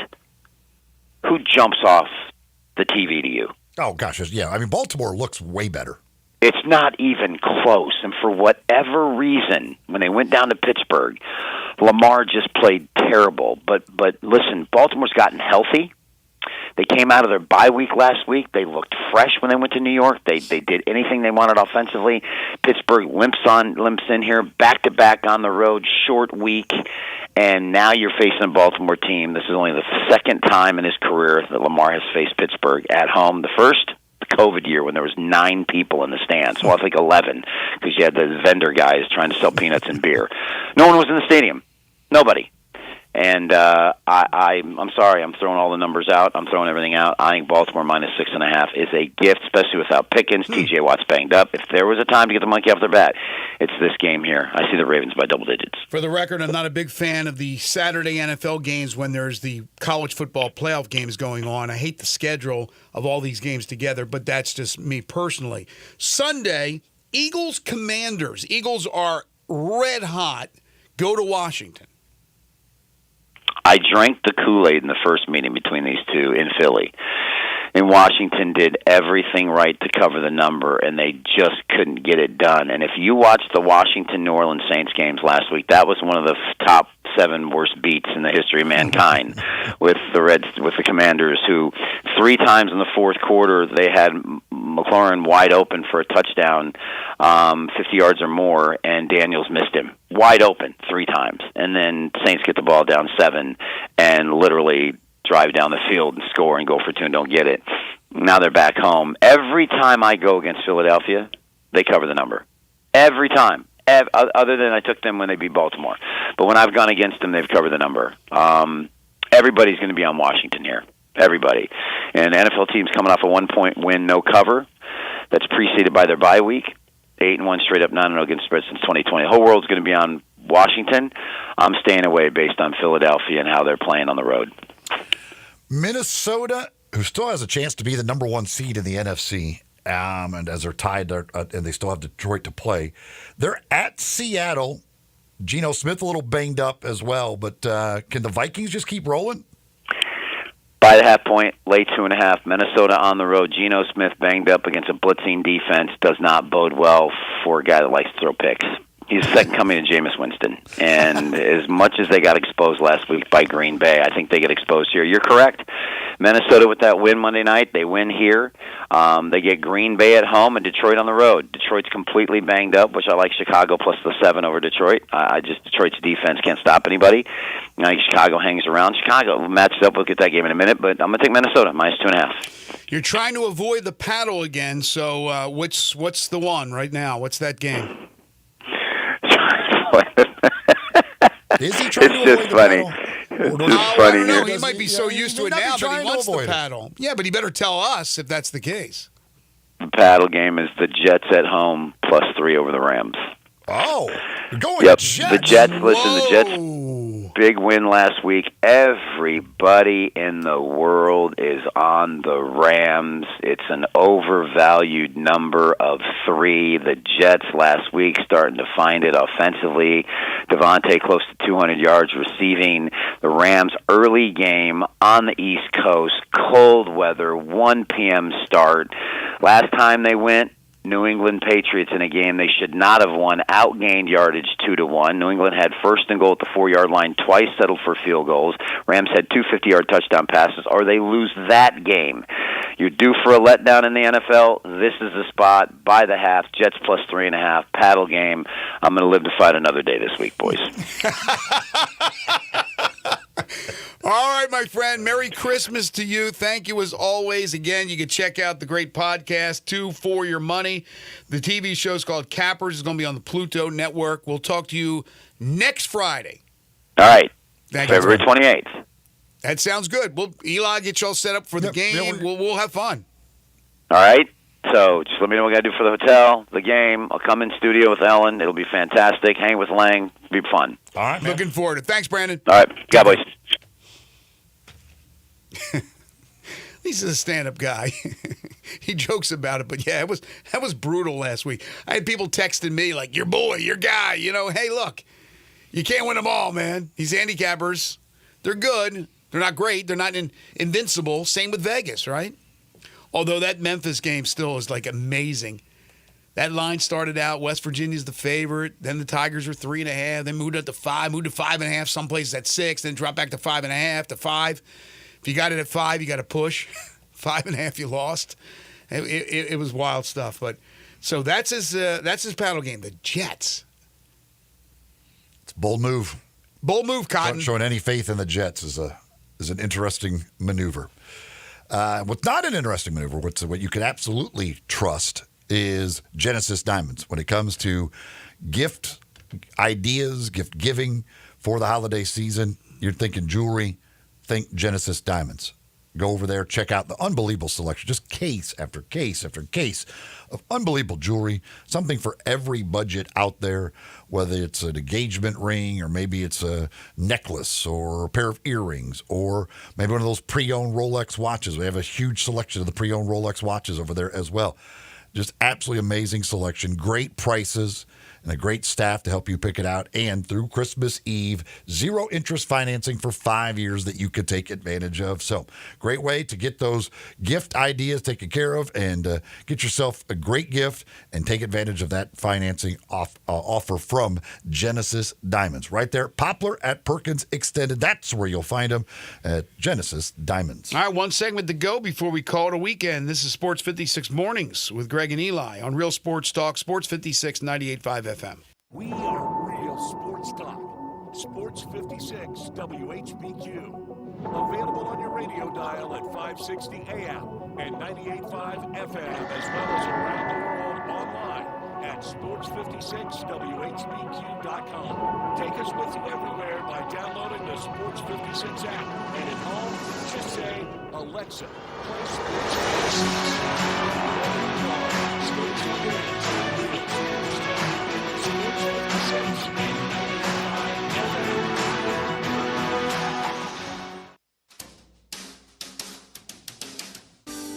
The holidays are near, and Choate's Air Conditioning, Heating, Plumbing, and Generators is here to make this season extra cozy and cheerful.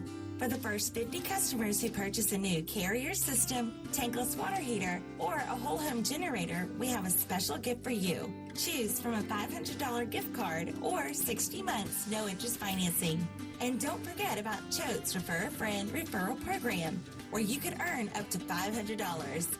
Simply refer a friend to use our services, and if they become a customer, you could earn up to a $500 Visa gift card. But hurry, this festive offer will only last through December 20th. Visit ChoatesHVAC.com or call 347-8086 to schedule your free estimate today. And turn to the experts with Choates and let our family serve your family this holiday season.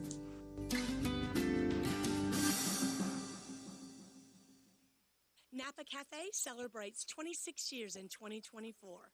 Hi, I'm Glenda Hastings, owner of Napa Cafe, and I want to thank you for making us part of your dining experiences. If you are a first-time guest or have dined with us countless times, I want to thank you for making us part of your lives. Whether you're celebrating with a crowd or planning a cozy date night on the town, Napa Cafe can provide you an extraordinary evening. We have 5 dining rooms, including our private wine cellar, our Jan's room for 2 guests, and the Eleanor room for parties up to 60. Sit back, relax, and celebrate. Leave the cooking to us. Come see me at Napa Cafe, 5101 Sanderlin Avenue. We're open Wednesday through Saturday for dinner starting at 5 o'clock. We also offer curbside pickup from our full menu. For details on our stay-in, dine-out menu or reservations, visit our website at napacafe.com. Come join us as we celebrate 26 years of Napa Cafe in 2024. We can't wait to serve you. Welcome to Triumph Auto Sales, where you'll have a great car buying experience. Triumph Auto Sales is your #1 source of quality pre-owned vehicles ranging from lease returns to new car trades, all at huge savings. Plus, Triumph has a full array of financing options to meet your needs. Find your next car online at TriumphAutoSales.com or stop in today at 4875 Elmore Road.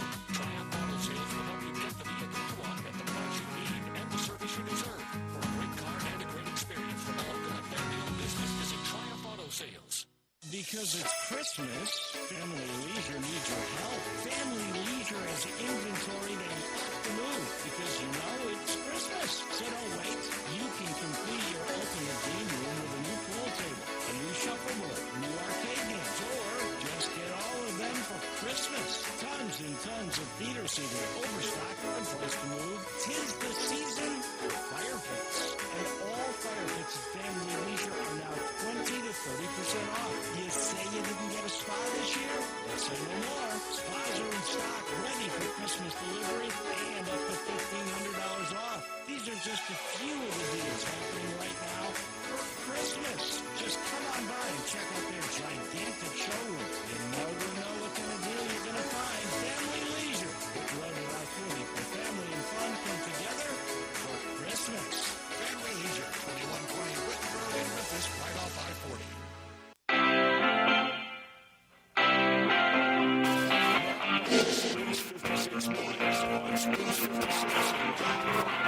This hour brought to you by Jenkins Floors once again, and Greg Gaston.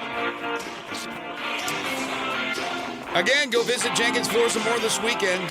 2356 Goodman Road in Horn Lake, or call them at 662-469-9350 for all your flooring and carpeting needs and so much more. It's Jenkins Floors and More. So the FCS semifinals in football are tomorrow. Why is it every year that it's basically these same schools? Number 3, the top 4 seeds are all into the semifinals, so it's chalk. Number 3, South Dakota State. At number 2, North Dakota State. Number 4, South Dakota. And number 1, Montana State. I know there are good FCS teams all around the country, in Texas, in the East Coast, but it always seems to be these teams from out there. I mean, they're really good programs. It's almost like they're programs that are good enough to be at the FBS level, but for either financial reasons or whatever the case is, they stay at the FCS. They get good players from out there. A lot of those players now will defect to bigger programs, but my gosh, it's incredible how strong those programs out in the Dakotas and the Montana area are each and every year. I applaud their ability to recruit kids to come to those there. I don't know how you recruit a kid to come to Montana. Right. Right. I mean, that's or the Dakotas or like. Or you're outdoor. Maybe you're an outdoorsman. So your kid is like, yeah, I'm going to go out there and then we'll do some fishing, I'm going to do some hunting, going to do some snowmobiling in the winter, going to do some skiing. I mean, that's outdoor haven out there. I've been to North Dakota. I did a boxing show in North Dakota. Never been to South Dakota, never been to Montana. Knock on wood, everything's status quo. In 2 seasons, I'll go to Boise. So I'll be out there. That'll be kind of cool. But, yeah, that's an area of the country I have not been to. I'm pretty sure that I will never step foot in the state of Montana. I'm guessing. I don't think I will ever be in Montana. I know I'll never go to Maine. Nothing against states that start Maine's with M. supposed to be beautiful. Love Mississippi. Right. But yeah, those are states that I'm pretty sure that I'll never possibly step foot in. I'll probably step foot in Iowa, but I'm not looking forward to it. I know you live there. Both feet on the ground for way too long in Iowa. They call you Mr. Iowa. Matt Adcock, who is a linebacker / tight end at Mississippi Gulf Coast Community College, announces on Twitter that he has committed to the University of Memphis. We mentioned earlier stories from yesterday. Elijah Herring will be hitting the transfer portal. 1 year at Memphis. He was terrific after coming over from Tennessee. And the big news, again, broken, I believe, by Jonah Dillon, our buddy from the Commercial Appeal. I think he had it first and then followed up by other outlets. But Brendan Lewis is headed to Memphis. He's a quarterback, played 3 years at Colorado. Didn't play the complete 3 years, but he had a bunch of starts. And then 2 years at Nevada, where he started for the Wolfpack. 5,330 career passing yards, 25 career starts. He's a great runner as well, so a dual-threat quarterback, has 1 year left of eligibility, and he'll be in the mix for the Memphis starting quarterback. Not a shocker that they went out and got a veteran player. Tomorrow it's Memphis and Mississippi State on the hardwood at 11:30 at FedEx Forum, and then later in the afternoon, Memphis and Louisville women's basketball. Let's see if this streak can continue for the University of Memphis Athletics, for the Memphis Grizzlies, who destroyed Golden State last night, in case you were in a cave, 144-93. They'll be back in action tomorrow night in Atlanta to take on the Hawks. Again, the college football playoffs, the first year of the 12-team playoff, begins tonight with Notre Dame and Indiana. Should be a great weekend of sports. Should be indeed. Going to be a cold weekend, but good weekend to stay inside and watch a lot of action. And shout out Tracy Calkins. Learn a little bit more about Tracy, her. I hope you're doing well. A great Olympian and a great humanitarian as well. That's going to do it for us today and this week. I want to thank you folks for listening. We always appreciate it, your calls and texts. Again, we do it for you guys. We love that you participate in the program, but we also love if you just kick back, relax, and enjoy and listen to the show, which the bulk of you do, and we thank you. Also, a big thanks to our great guests today, John Varlas, Parker Fleming, Matt Dillon, and Brandon Lang. Waldo and Friends on Sports 56 is coming up next. For Eli Savoy and for Elijah Seegers, I'm Greg Gaston. Have a great weekend. We'll talk to you on Monday.